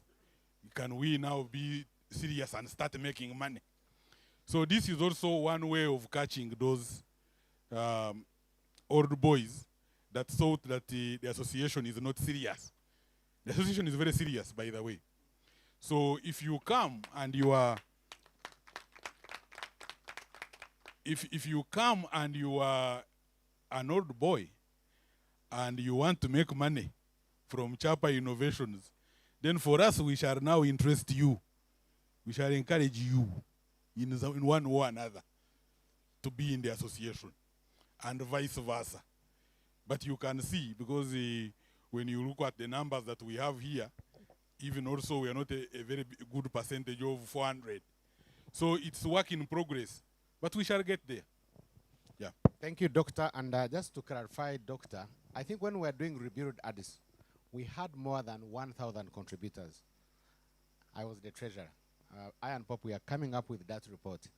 There are some key people who actually were so active in the Rebuild Addis. Some of them were actually on the committee, but they are not yet part of the Chaapa Innovations. I think that now that we have gotten our powers of appointment, we are going to reach out. We must reach out to those people. We must, and interest them. Because if somebody could give you 4 or 5 million to just go and spend at your own free will, what if now you tell him, bring 2 million to come and invest? You think that person won't come? Definitely they will. I think now, I mean, we were together in the trenches. People gave us money. Godba gave us money, but he was always asking President Nata Hozinga. Every time we'd correct money, but President. But anyway, jokes aside, we have untapped that list we are going to generate. I and Popu are on it. Popu will speak about it because he was the co-chair. We need to reach out. Some of them are our brothers, our friends, our in-laws. You know, we got money from them. Thank you so much. Thank you, Doctor, for the wonderful presentation. I'm Robertson Kansime once again. My question is about continuity. Most of the time we start these things, like after 5 years, I go to meet my creator. What happens? Does my wife come in automatically? Do my children come in automatically? That's something most of the time we don't think about, and when it strikes, we start looking around when we don't have answers. So it's good we think about it as we are beginning. I wanted where is Mukarazi? I think Mukarazi, you can respond to that one. It's a legal issue. Okay, that's what Mukarazi's answer. Then Stephen, then I come to you. Yeah, thank you very much, Dr. Dan. But I wanted to borrow the expertise of Patson to respond to that. Okay, the question is, somebody put money. Is a shareholder or an investor. There are only two ways. You can come in as a shareholder, or let alone when we have projects, you can invest. Now, somebody has decided, or God has called them. What happens to that interest? I think it comes back now to how articles of association or the governance structures are structured. Some of the entities where membership is restricted, like OBI's association, and I've seen this in other areas, the person who takes over the mantra of the family can only take benefit of the dividends. They never get integrated as a member, but they own the shares. Dividends, once shared, they take the benefit. But they don't come in as members to make decisions, especially where membership has a qualification, like of OB. Where the membership is not qualified, you can choose to say they come in automatically and they also vote and they can share shares to someone else. I would imagine, for instance, among the articles is that there are restrictions on transferring shares to non-OB. Those are things we'd expect in the articles. Yeah, generally practice where membership is restricted. Let me explain the thing. This company, we've designed it as a private limited company. Normally the things that confuse us, twazomu associations, tukazomu za SACCO, za investment club, those groups are confusing because you don't know how things move. In a private limited company, or even a public limited company, shares are property. The way you have a piece of land is the way you have shares. So if you passed on, among your inheritance, the things you are bequeathing to your estate is your shares in Chaapa Innovation Limited. I have bequeathed them either to my wife, or to my husband, or to my children. So it's a will. So the rules that govern the transfer of shares upon the death of a member are the ones which will govern. It's an inheritance issue. If you are, as long as, by the way, even if you didn't will, the person who will come with your letters of administration will still have a claim on your estate. Yeah, so that's basically, it's very, very simple. No, yeah. Sorry. No, the reason why that is important is that the net effect of what you've said is that any person can be a member of Chaapa Innovations. When you don't put restrictions, it means because it is a property, once I buy, I can sell them to someone else who's not a Chaapa member, OB. So that's the general rule. To say it's property, I can pass it on. But the moment you have such an entity that is restricted to who should become a member, you even tighten the transfer of shares, even bequeathing, said, okay, it's your property, but you only take profit. You cannot come in fully because you're not an OB. Yeah. I think, thank you for the interest of time, Chair. Sorry. Because this we discussed it.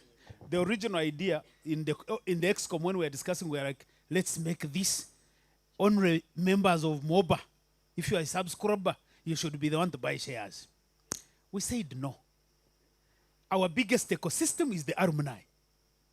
So how can we create a business and lock out members of the alumni simply because they have not subscribed? We even expanded it and said, money has no tribe.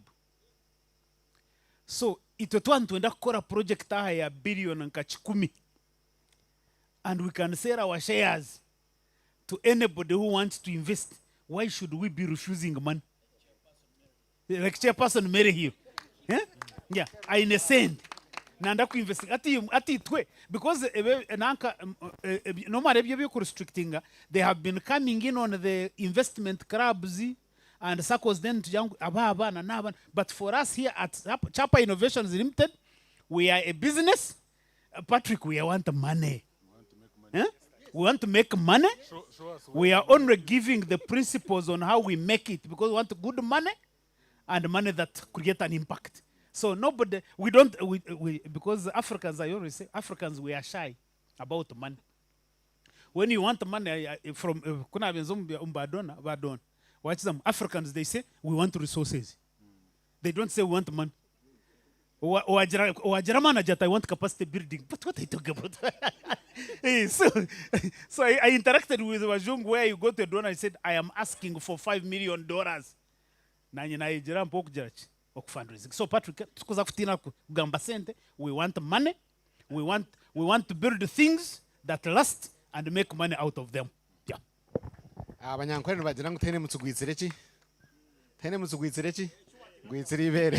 We want money.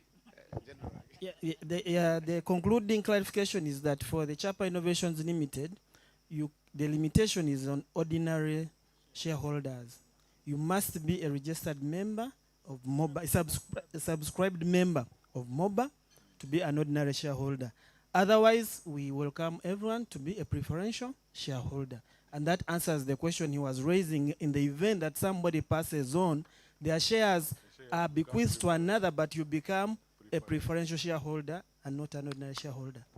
Thank you. Let me allow Chairperson, then Stephen, and my brother there. Your question has been answered. Thank you. Thank you very much. I just needed to understand the structure of the collaboration between Chaapa, the Old Boys Association, and Chaapa Innovations. The 4 points that you gave, are they for the innovations or for the association? Okay. Innovation is one of them. Thank you, Chairperson. Innovation is part of the 4 pillars that Godba spoke about. And like my brother Deus has clarified, you can only take preferential shareholders. I take that there is no more question since Stephen and... okay. Thank you, Doctor. There is something you mentioned when you are doing the pie charts and the circles, and you were asking about Maryhill and where they would belong. Maybe the preference now answers that.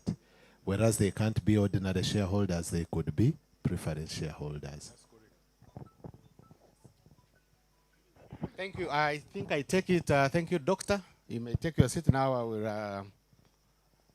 I think I will give back the microphone to the... Oh, sorry. There is a question.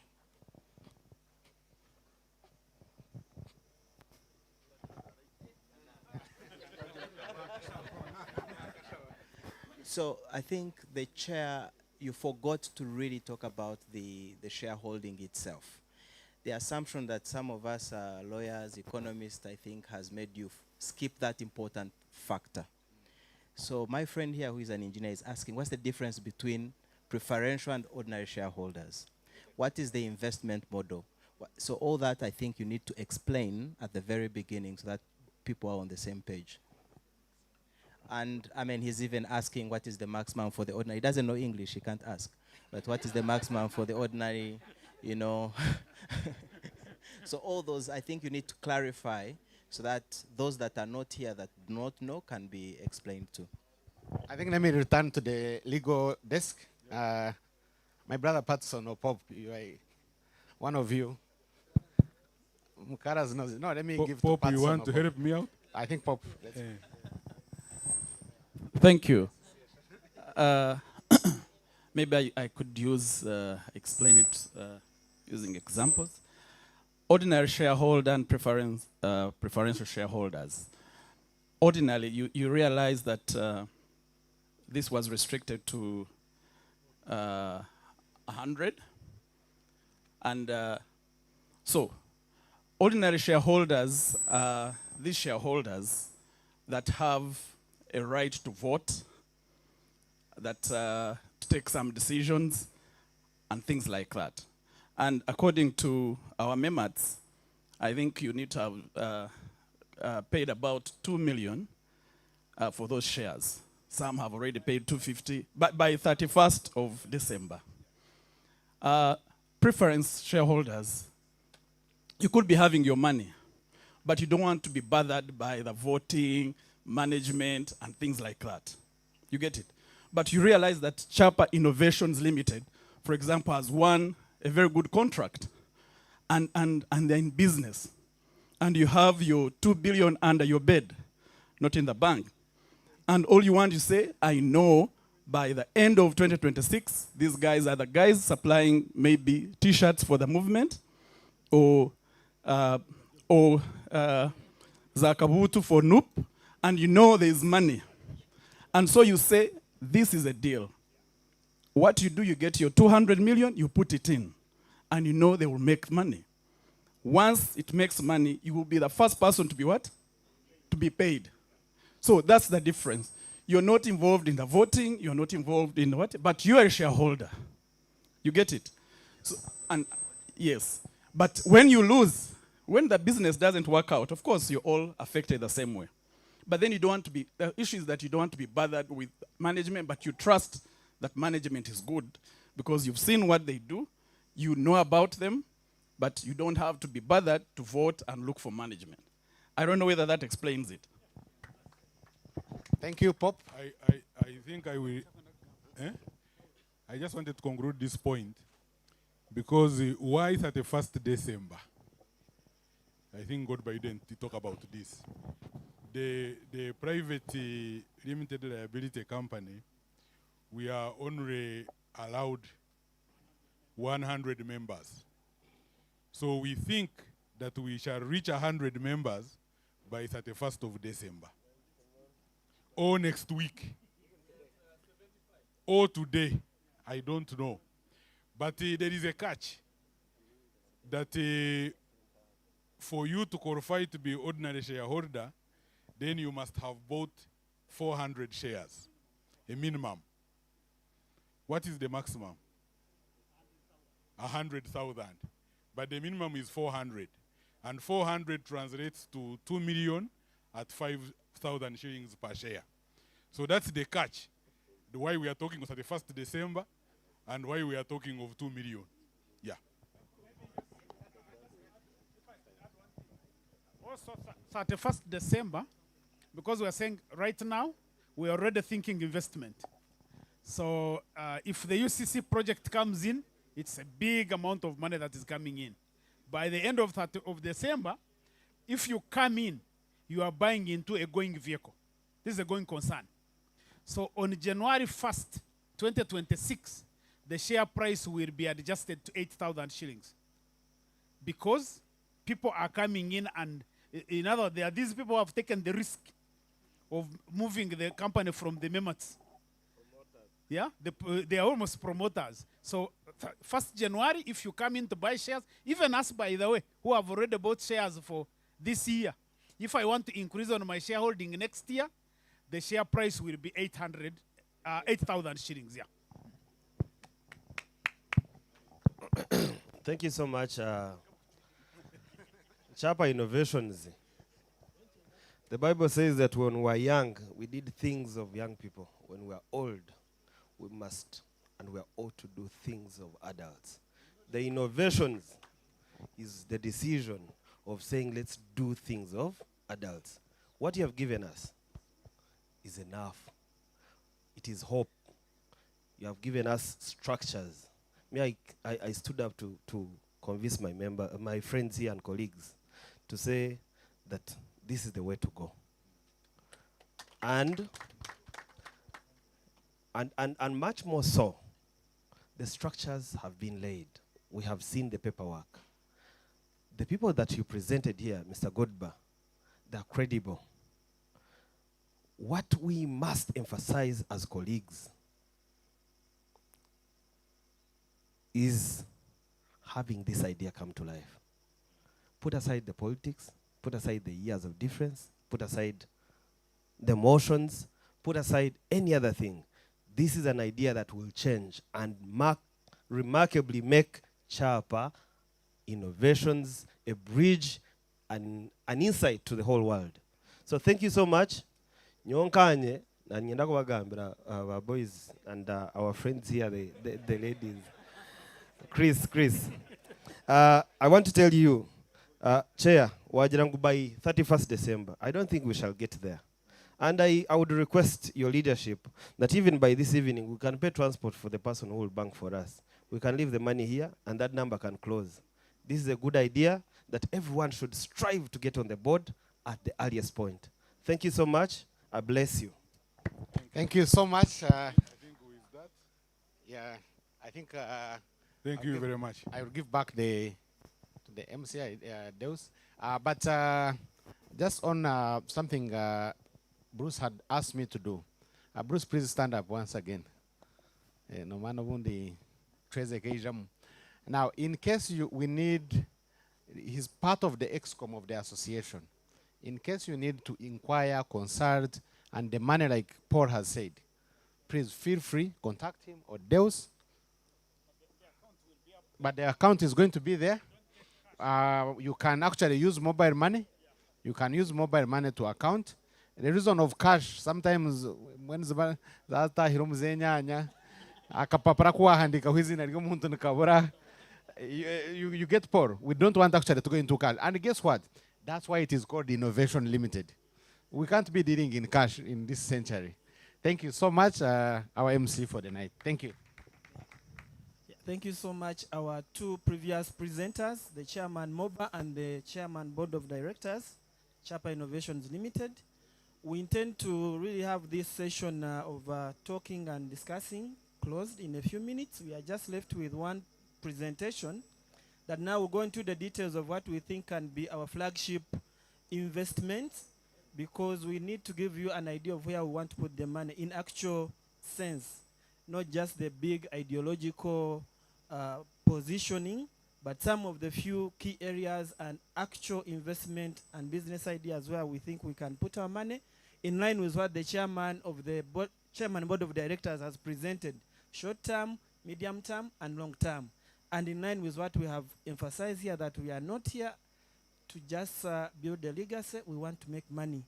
I always have pulling ropes with my chairman ExCom, because sometimes he thinks so big, and always have to remind him that there is money here, just at your feet. Why are you not looking at it? Yeah, we need money so that we are able to invest in the bigger things. If we can make money in catering services, for example, for me, I would go for it, for as long as it's organized and we can get it. Where there is money is where we shall go. And at this point in time, I would like to invite my colleague, Bruce Tushabe, to come us and take us through what we have thought to be some of the business investment areas that we can start with. Yeah, Bruce.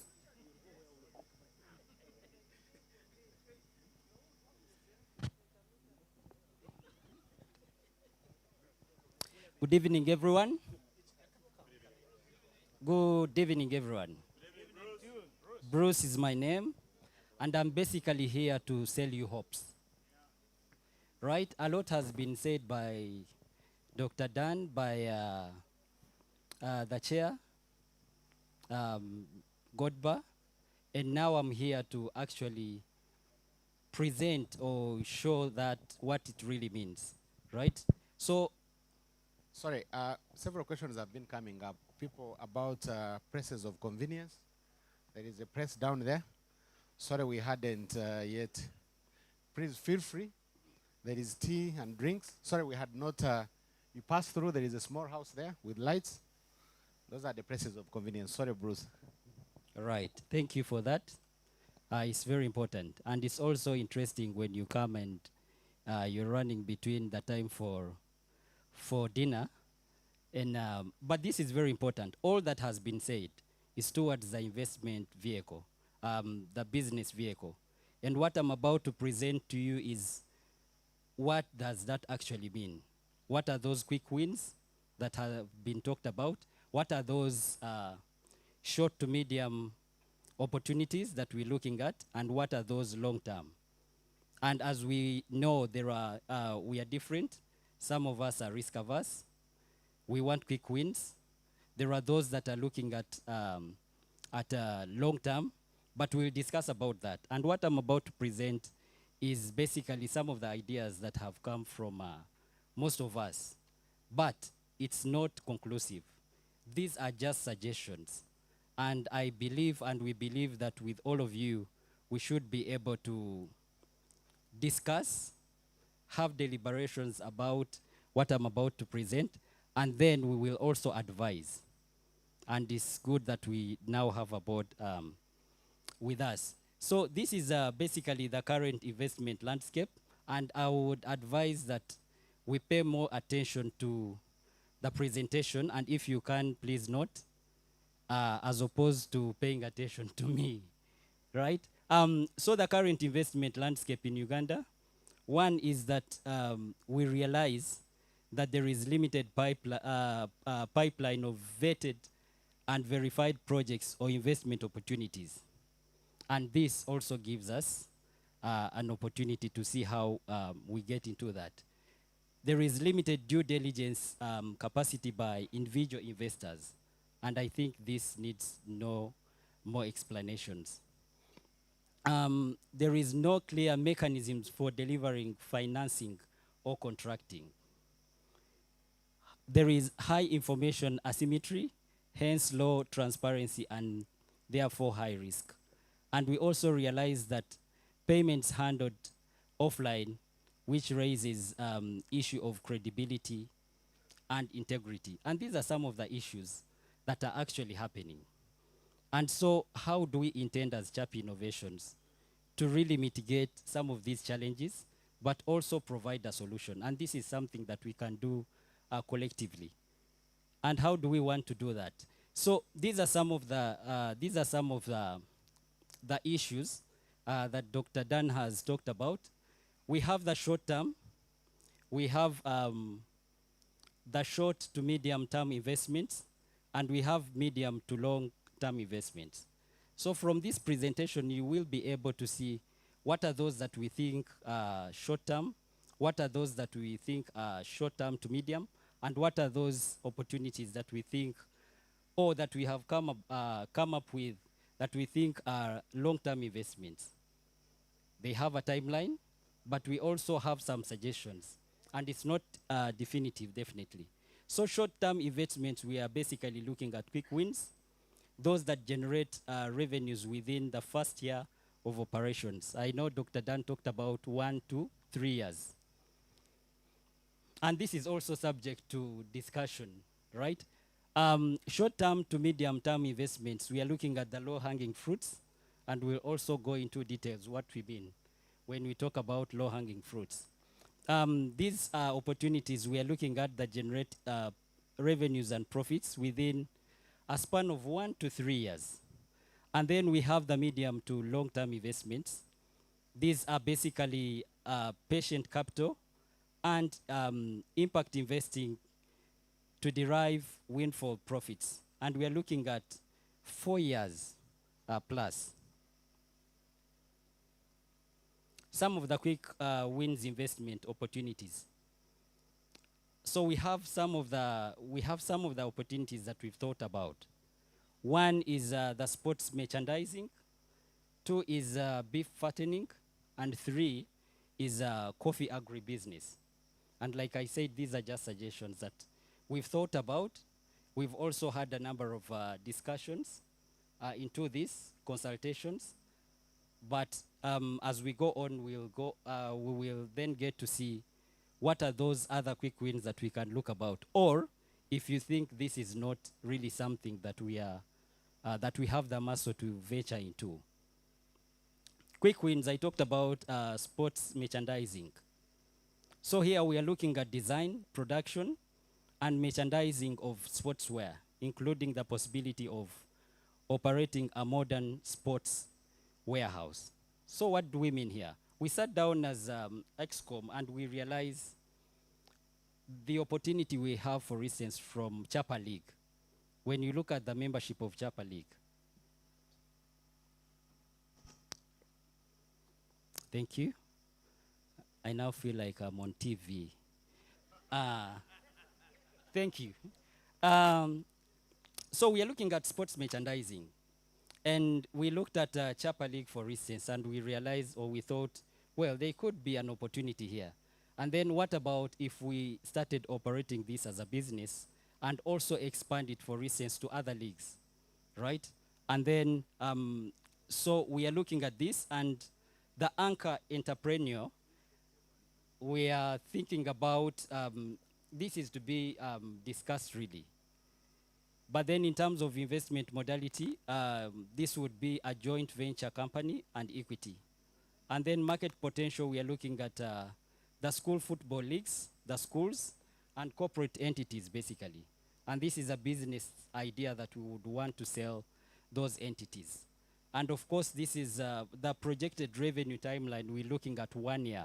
So if we're able to do that in 1 year, then that will be one of the quick wins. The second one, we are looking at a beef fattening project. And the anchor entrepreneur is to be discussed. In terms of investment modality, joint venture company and equity as well. And then in terms of the market potential, we're thinking that definitely there is already the local beef market, but also potential for export.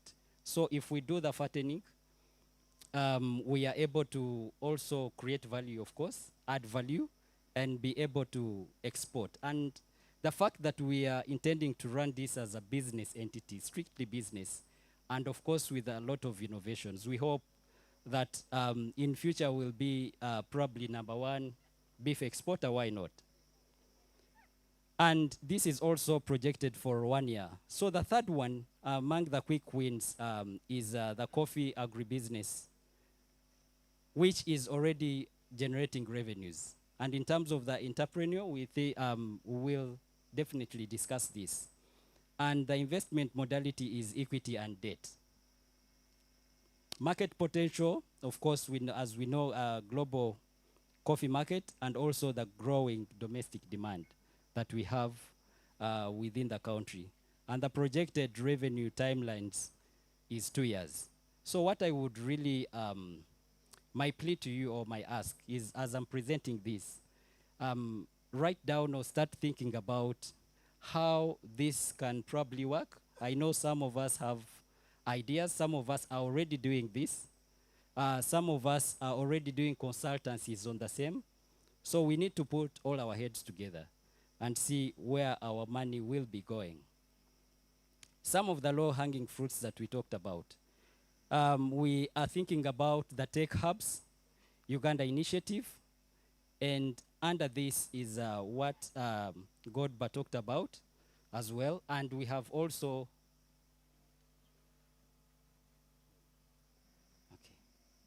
tutwashashura bamuzi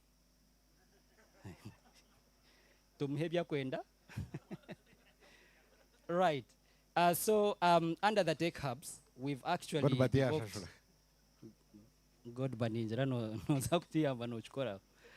tech hubs, we've actually put a proposal, a concept to the ICT.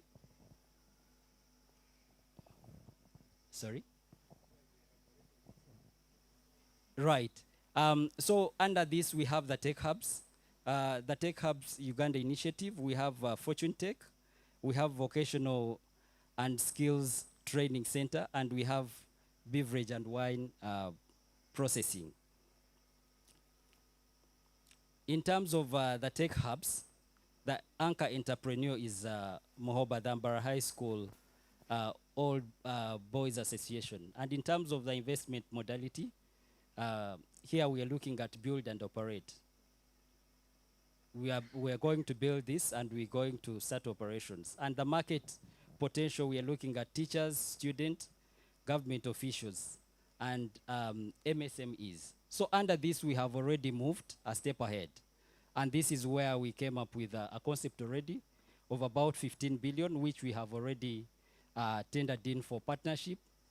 And it's very interesting, as we were looking at the projections, we had already projected that this will bring us revenues of about 5.8 billion annually. So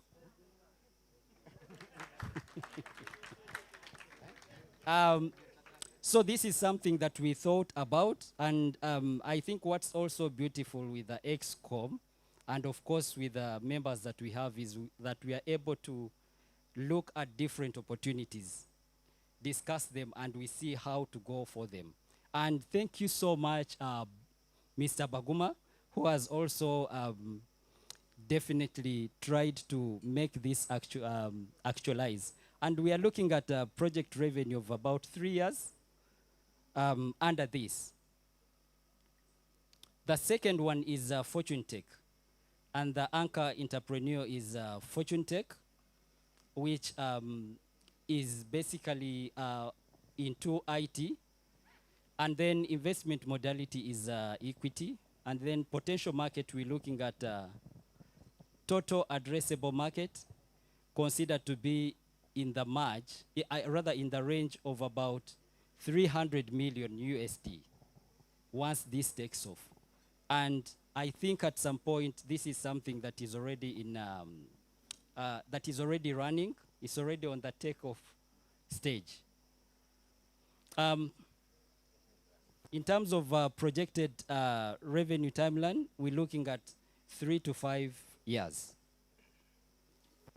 The last one under the low-hanging fruits is vocational and skills training. And also the anchor entrepreneur is to be discussed.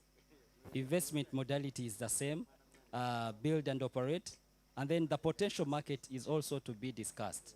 So some of these things we are going to discuss at length and be able to guide each other. Project revenue timeline, 5 years. The last one under this is beverage and wine processing. Anchor entrepreneur to be discussed. And then investment modality is a blend of equity and debt. And then potential market potential is also to be discussed. And projected revenue timeline is 3 years. We talked about patient capital and impact investing. Here we are looking at a multi-purpose sports complex and convention center. So again, from experience and also with our interaction with, for instance, the Chaapa League, we also thought, and this is also after sitting with the Chaapa League committee and discussing what their aspirations, what their dreams are. And after discussing, we thought that we can actually make it even bigger. They had a dream, we have a dream as Chaapa League to have a home for the Chaapa League. But we thought, why not make it a sports complex? We make it even bigger. We have many other sports. We rent it out. We have our own playground, but we also earn some profits. And we thought that that is something that we can actually actualize. And then we have the energy investments. We're looking at solar and then the mini hydro. And these are also some of the other projects that we've thought about. For instance, if we come up with a solar project at Mbara High School, to start with, we should be able to already start supplying energy to our sisters, Maryhill. And then we expand it, right? So the pretest will be with Maryhill. And then we also thought about the garment manufacturing facility, and then an industrial park. And these are some of the patient capital and impact investing. So again, when it comes to the sports, to the multi-purpose sports complex and convention center, MHOBA and the partner OBs association will be the anchor entrepreneur. And then in terms of the modality, investment modalities, the build and operate. And then market potential, as like I said, we have the school leagues, we have national teams, and we have also international conferences. And with this project, we are looking at 5 years plus.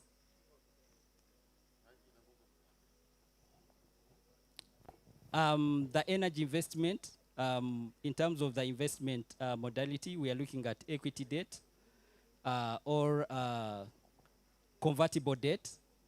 And then market potential, we are looking at school leagues, national teams, international conferences.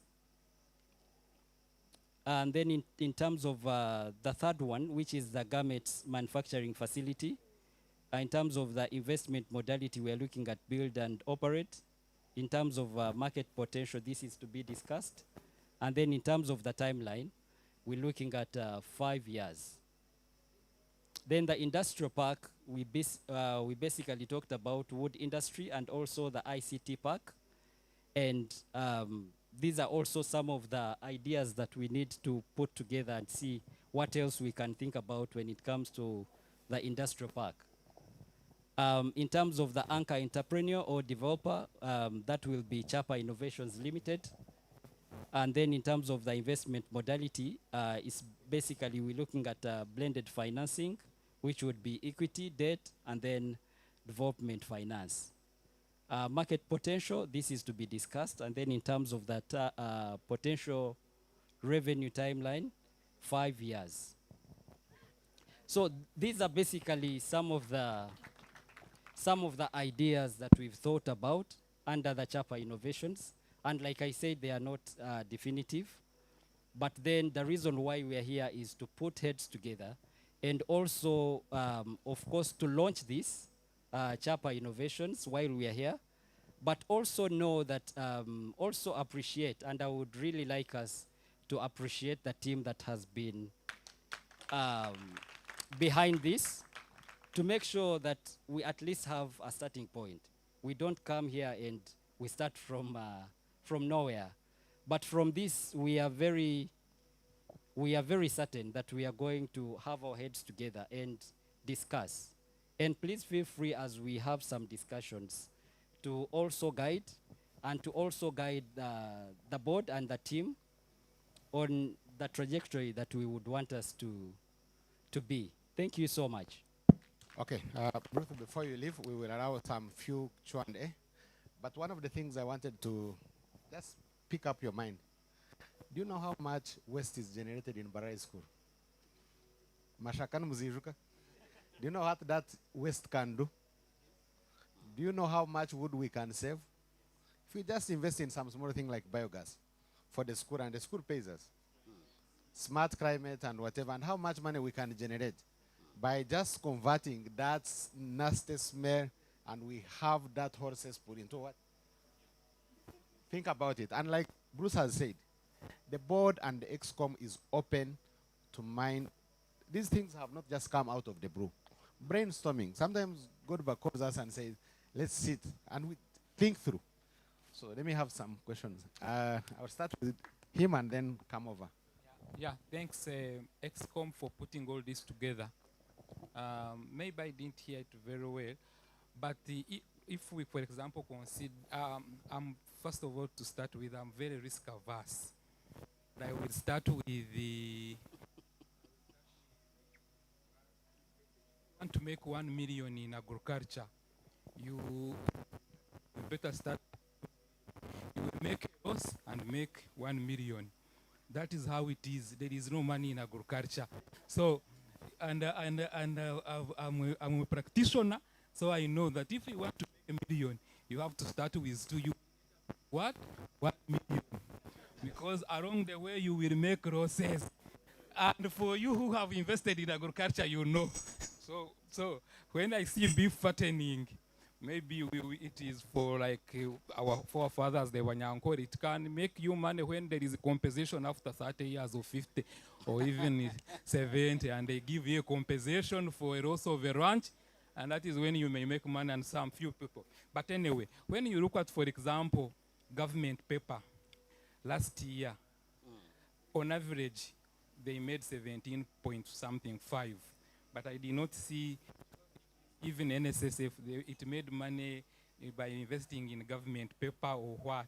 So if we have all this money coming from all these, maybe in the short term, government paper. Then also waste, as he's saying, waste recycling. There is a lot of, we can talk about waste recycling at Mbarara High, including that, for example, black soldier fries that we can generate and make frass at Mbarara High. Frass is when you get fertilizer, and we sell all over. Right now, organic fertilizer is the whole thing that people are talking about, and everybody is going into coffee. So if we can, that whole waste that is created, including that portion that they sell, for example, so there is money in, there is money in sheet. So that one we can sell sheet. We can convert money, we can convert sheet into money. Then even the proteins, you can feed it into the whole of that, that maggots from the black soldier fry. We can turn them into feeds for piggery, for chicken, for, you know, for all those small animals along the whole cattle corridor there. So there is a lot of money in sheet that we can get from that waste conversion. So I agree on that one. But money in agriculture, thank you so much, my brother. Before I come to you, let me first confess, I'm a banker by profession. I did banking for 19 straight years. Oh, this chance, online. Yes, I did banking.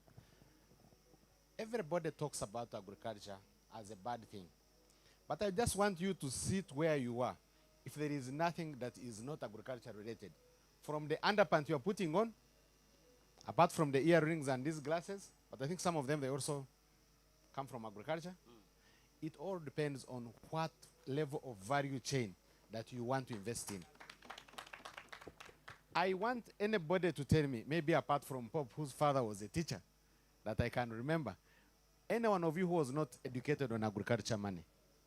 But even him, yes, I don't think the salary of a headmaster could pay for 14 children and other dependents and all of us would tap into. Let me tell you, I had one of the biggest portfolio in Stanbic Bank in agriculture. Pop is my witness, Goodbar, some of the few. There is money in agriculture. Bruce has picked out things.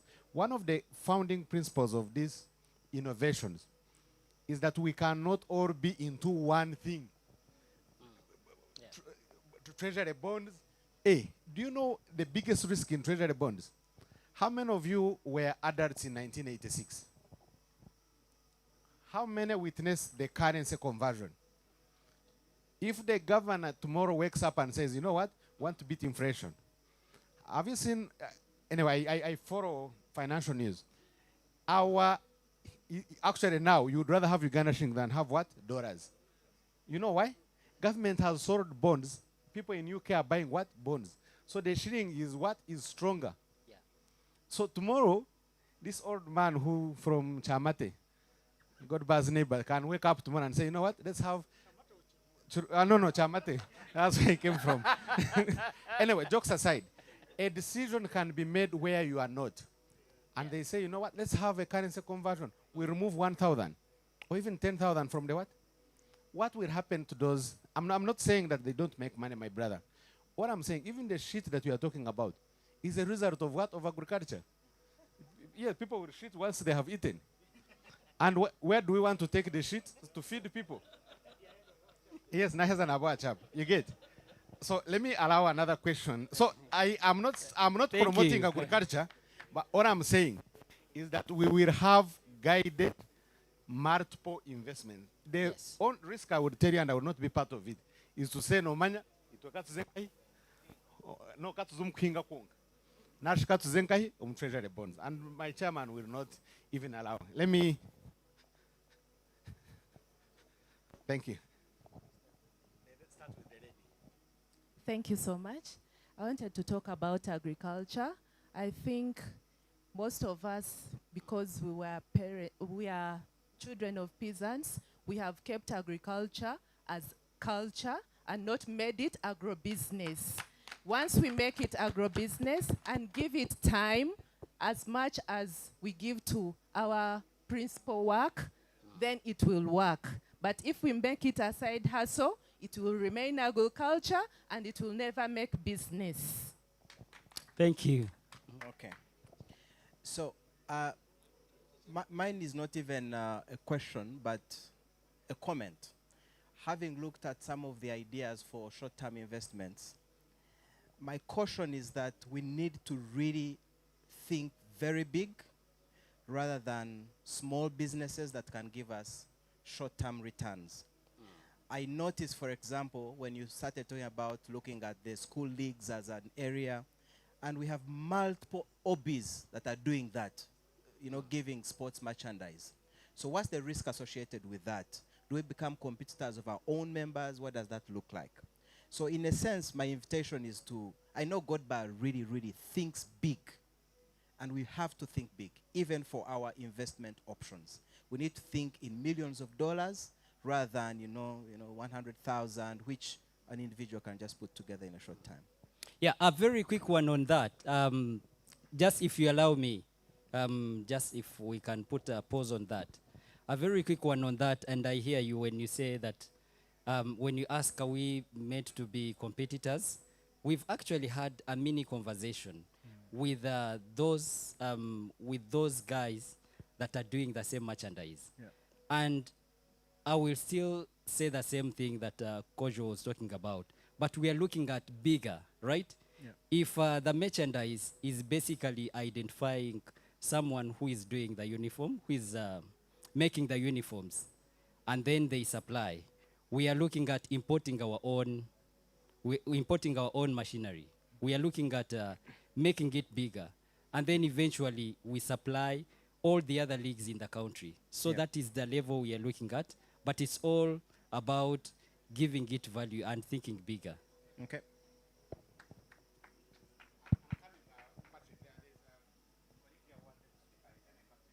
Thank you.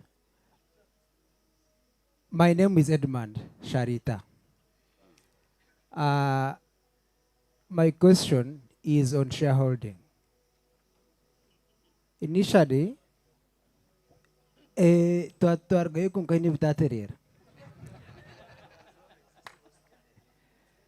Ati, you said there is ordinary shareholding, which is capped at 100. 100. 100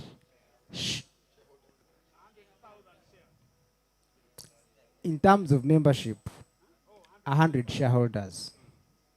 And there is preferential, which is open. I would like to understand if, in terms of dividend sharing, the ordinary share, does it weigh the same as the preferential share at dividends? And, okay. Then the second question to that is, what advantage, why then should I be an ordinary shareholder if I can still get the same benefit if I'm a preferential one? Apart from being able to make a decision which I don't have to pay to make, or being on the board which 100 other people can make it and I still benefit as long as I'm a preferential.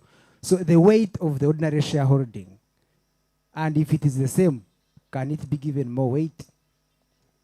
Thank you so much. I think that's a legal question. I will pack it for now. Let's go into the investment question. And thank you so much. We're not just, and Andrew, for your information, we all introduced ourselves. Powers of coming late. That's Andrew Morodo. He was a year behind me. Please stand up. I'm introducing you. You want to get another chance. And I introduce you at 10,000. Andrew Morodo, he was a resident of Cairo. He also has issues of timekeeping. Then, just to answer my friend, from what Bruce is saying, it is going to be collaborative, not competitive. I think that's what Bruce is trying to say. That if somebody is making T-shirts, because he's making it from NASA Road, let's buy the machine that does what? Or let's do the shoes, for example. Patrick. Yeah. Once again, I want to thank you, the OBs and our associated well-wishers from across the river. Now, agriculture, I want to comment on something somebody mentioned about agriculture. I think the thinking we should be having is not that the agriculture will not make money. The thinking should be, how do we make agriculture give us money? I'm seeing a huge opportunity in agriculture. I have heard from the submissions, winery and other things. I'm imagining the raw materials that are used in the winery. Banana juice, the vines, the grapes, blah, blah, blah. I'm imagining now that the Chaapa innovation starts like a winery production hub or plant. And OBs, those who have bananas and they can supply juice, those who can supply grapes, those who can supply vines, how much money they can make, how they can benefit. Yes. You see, yes. Let's not say agriculture can't make money. Let's think, how do we make agriculture give us money? That's the thinking that we should have. Yes. Then, secondly, let me clarify this, because I think when I made the first statement, I think some people misunderstood me that I was not considering money as important. No. When I said legacy, I'm aware that money is important. There's nothing that moves in this world without the element of money. But what I was saying is that as we look to make money, we must look to make money that will help us build legacy. If we just look at just money alone and we forget about the Chaapa legacy, then we would have failed in somewhere. We must look for money to help us make legacy. Thank you very much. Thank you very much. And a very quick one. A very quick one. A very quick one. A very quick one is when we look at that, let's also remember Mr. Godba talked about the other pillars.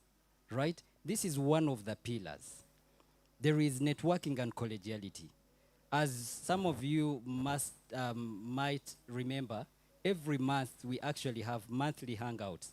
And this is meant to bring every OB together. We identify sports, and we actually give businesses to our own OBs. We identify maybe a hangout that is owned by an OB, and we do that. And we are also doing that in diaspora. On the same date, it's done concurrently. Those in the US, those in the UK, they identify fellow OBs and they do that. So we also have that in mind. So we are working hand in hand. Thank you. Thank you, Bruce. You might now take your seat. I'm going to hand over the microphone to the MC. Gentlemen and ladies, we have not stopped questions. We are now going to interact because my boss used to tell me that a meeting that lasts more than hours. Thank you so much. Over to the MC. Thank you, co-MC. Thank you, Bruce. We are going to the second last, I may call, I wanted to add four more items because what follows after that is largely informal and networking. We've been collecting share capital, and we have had some people who have been early birds, I may say. Myself and the chair and the team has been really rallying members to come on board and pay their money. And the other time I was talking with the chairman, and he was very concerned, he was very anxious because people are showing us support. And I was saying, abantu za kubakorera ki batwa sente zabo twatazarise zindi. But me, I know that we are going to make this money multiply. And the argument and discussion about the 100 ordinary shareholders, because we are at 75 now, I know by the time we leave, or maybe early next week, we'll have hit the 100 number mark. So I'm calling upon all of you who have not yet bought your shares. If you're interested in being an ordinary shareholder, please make the move. And to answer some of the concerns, there's no big difference between an ordinary share and a preferential share. The value is the same. It depends on the person's preference, what you want. You may not want to be so much involved. You may want to just give us your money because you trust us. So my colleague was wondering what would be the motivation for you to be a preferential shareholder. Not everybody is interested in the running of the business. Some people prefer to give us money and we make it multiply. The second last item now is there are some members who want to recognize or want to prove, to show those who have already hit their mark, those who have already bought at least 400 shares, the people who are the first runners, and those who have bought about, for the preferential shareholders, you have to buy about 100 shares, which is 500,000. So we have some members who have really believed in this, and we felt we should give them their share certificates. I'm saying some have believed in it more than others, because for me, when some, okay, if all of us, if all of us had really believed, I'm trying to really make them come out as special. Those who have picked their 2 million, 3 million and paid, chairman toka zishichize niwe. Konkani njirangu. Okay, if you really want to show that you believe in this, ni mumushashure tubaheza share certificate. So, okay.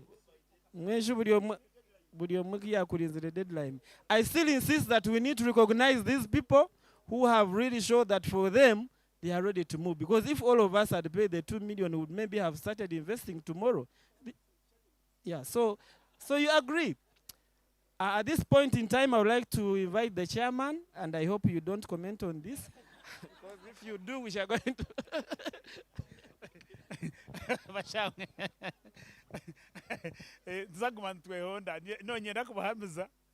We have a plan. Yeah? We have a plan by December 31st. So each one of our shareholders, whether preference, whether ordinary, are equally important. So for today,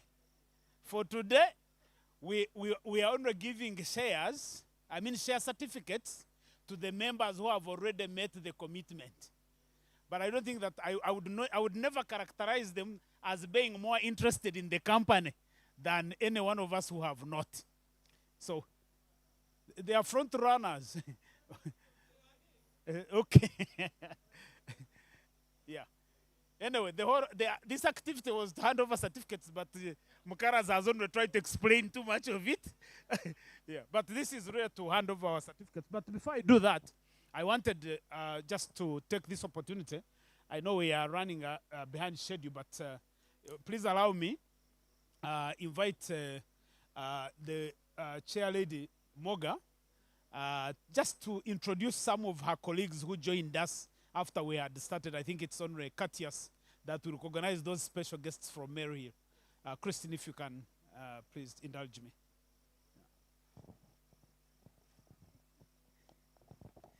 Thank you very much. Fona and Agrippina, please come forward.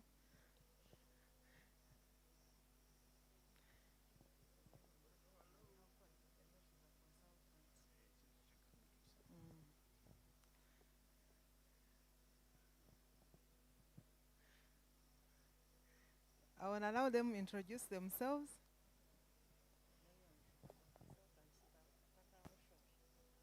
Good evening, ladies and gentlemen. My name is Agrippina Namara. I am an OG of Mary Hill, 1980 to 86. And I'm an assistant treasurer for Moga. Thank you. I'm a farmer. Good evening, everyone. My name is Fortunate Namara. I was in Mary Hill from 2000, 2005. I'm the General Secretary of Moga, and I work at Total Energies with national content. All right. Thanks very much. You're welcome, ladies. So on this note, please allow me invite the chairman of Chaapa Innovations Limited to be able to hand over these certificates, or the share certificates, to the following members. Let's see who is here. James Veronda. James Veronda, 400 shares.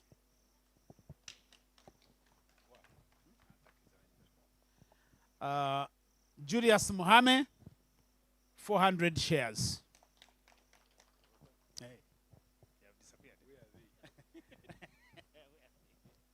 Let me see. Collins Nwejera, 600 shares. I know Collins was here. Has he left? Huh? That Patson should appear here and carry this certificate. Eh? Although there are no powers of attorney, but we shall believe Mukaras.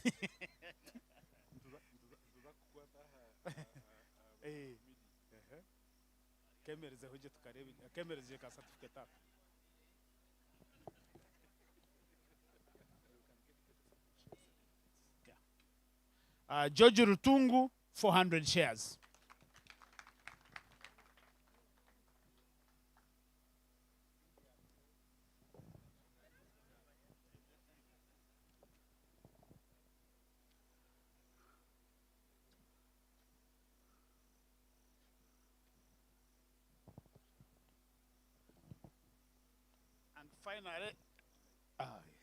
Finally, Kennedy Gumsirza, 400 shares.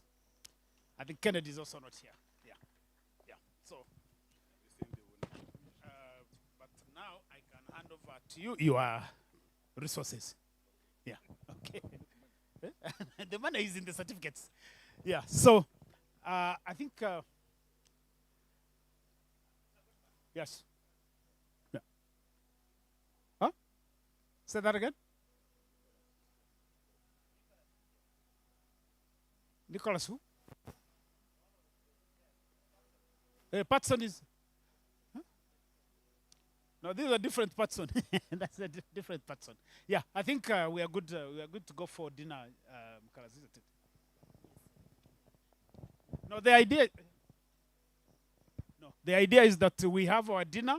During the dinner, if there are any questions that come up, we can still continue with the conversations and ask the answer. Thank you very much. Yeah, thank you very much. Without wasting more time, I'm going to request the chair. We are going to have our dinner, and then after that, we'll be free to stay around. I request the chair to lead some of the special guests to go and serve first. Then we shall be getting you. I think in the interest of fairness, ladies first. Abechapa ni manu basagwisa abajenji betu. Baanze batushabere. Okay, atka chairperson. Abechapa ni mamanya. Let's have prayers for the food, but ladies first.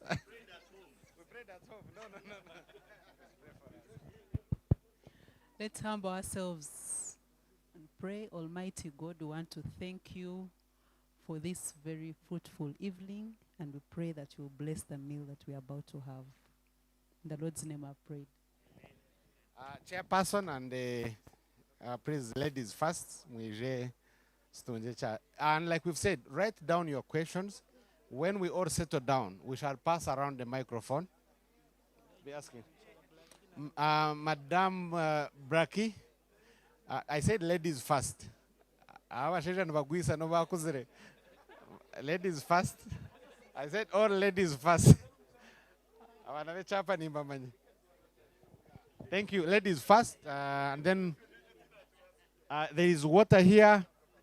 And then you can line up. Thank you so much.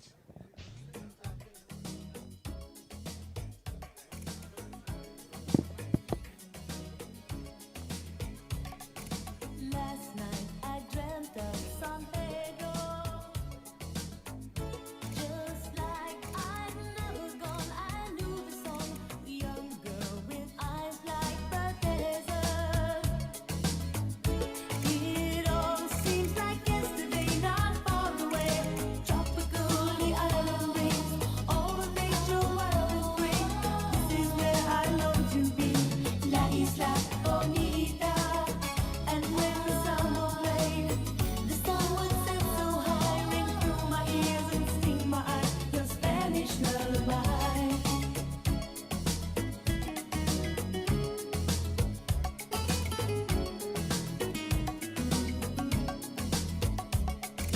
I fell in love with San Pedro. Warm wind carried on the sea, he called to me. Te dijo te amo. I prayed that the days would last, they went so fast. Tropical, the island breeze, all of nature wild and free. This is where I long to be, La Isla Bonita. And when the summer played, the sun would set so high, ring through my ears and sting my eyes, your Spanish lullaby.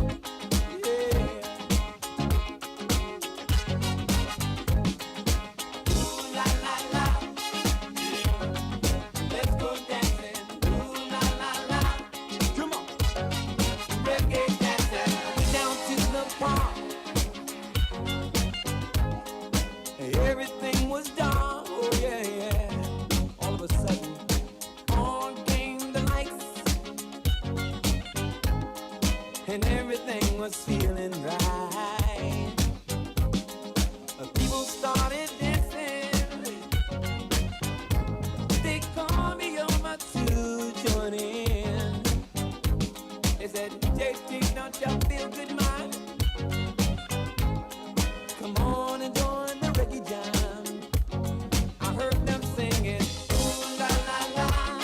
Hey, JT, let's go dancing. Ooh la la la. Reggae dancing. Ooh la la la. Woo! Let's go dancing. Go get your glasses, get your glasses,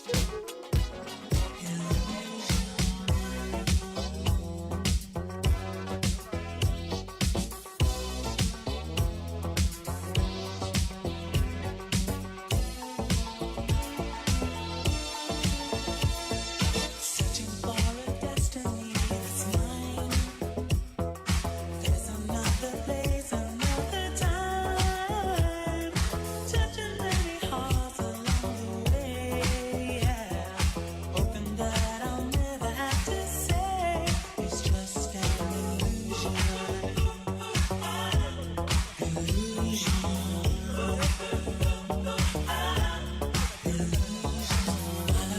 Emotions everywhere. Yes, it's feeling magic in the air. Never let your feelings get you down.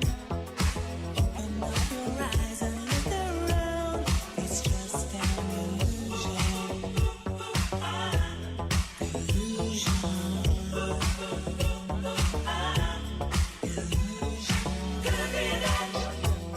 It's just an illusion. And almost confusion. It's just an illusion.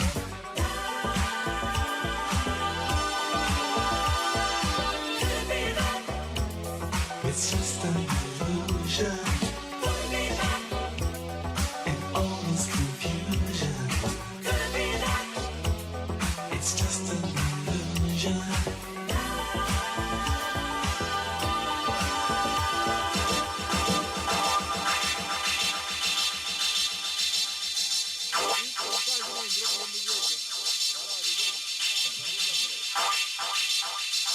So hard, love and daydream.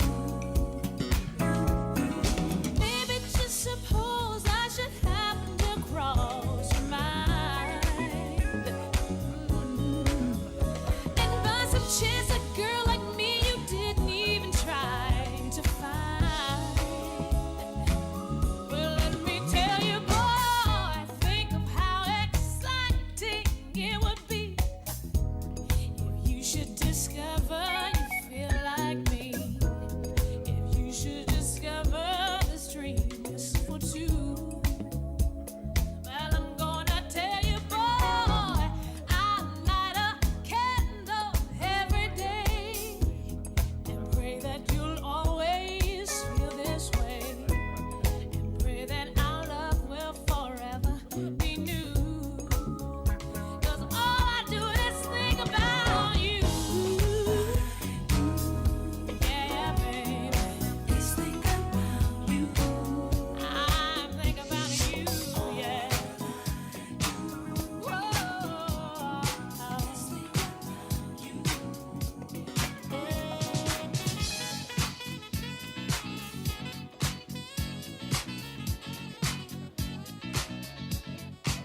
Last night a DJ saved my life. Last night a DJ saved my life, yeah. 'Cause I was sitting there bored to death. And in just one breath he said, you gotta get up, you gotta get off, you gotta get down, girl. You know you drive me crazy, baby. You've got me turning to another man. Called you on the phone, no one's home.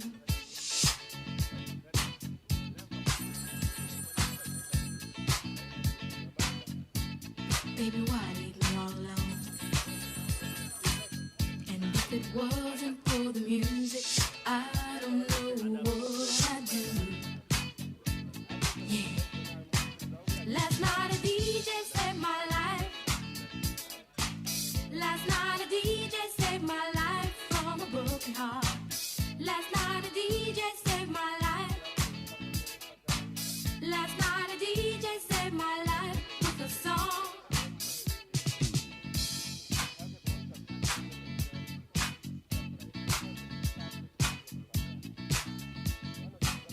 You know I hopped into my car, didn't get very far, no. Before I had you on my mind, why be so unkind? You've got your women all around this town. But I was trapped in love with you, and I didn't know what to do. But when I turned on my radio, I found out all I needed to know.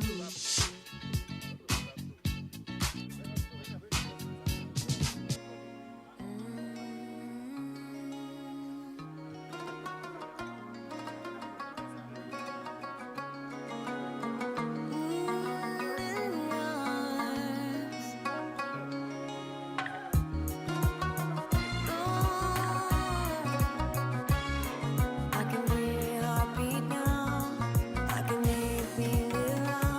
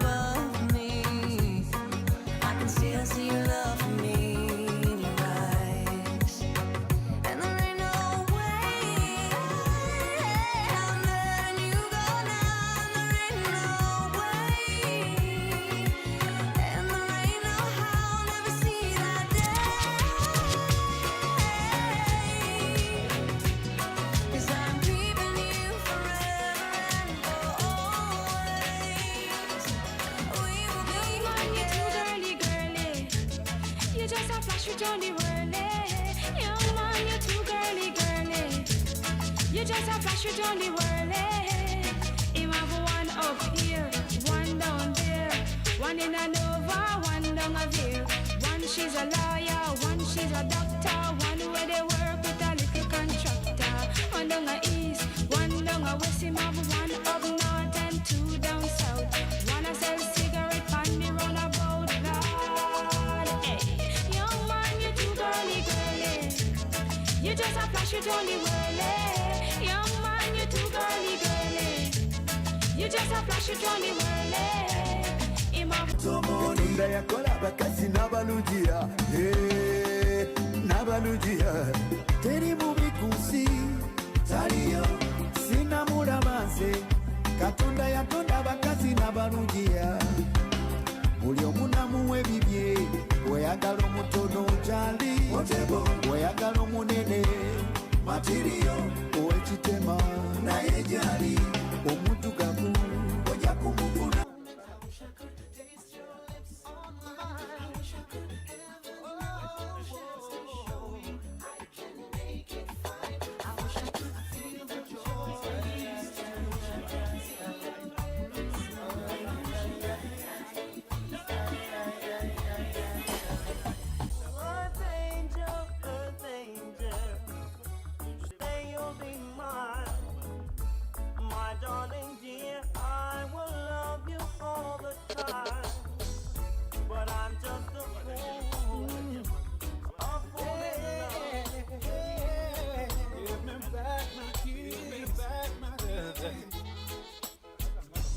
Woke up this morning and she was going through my pockets. I asked what you're looking for. She told me she had lost it.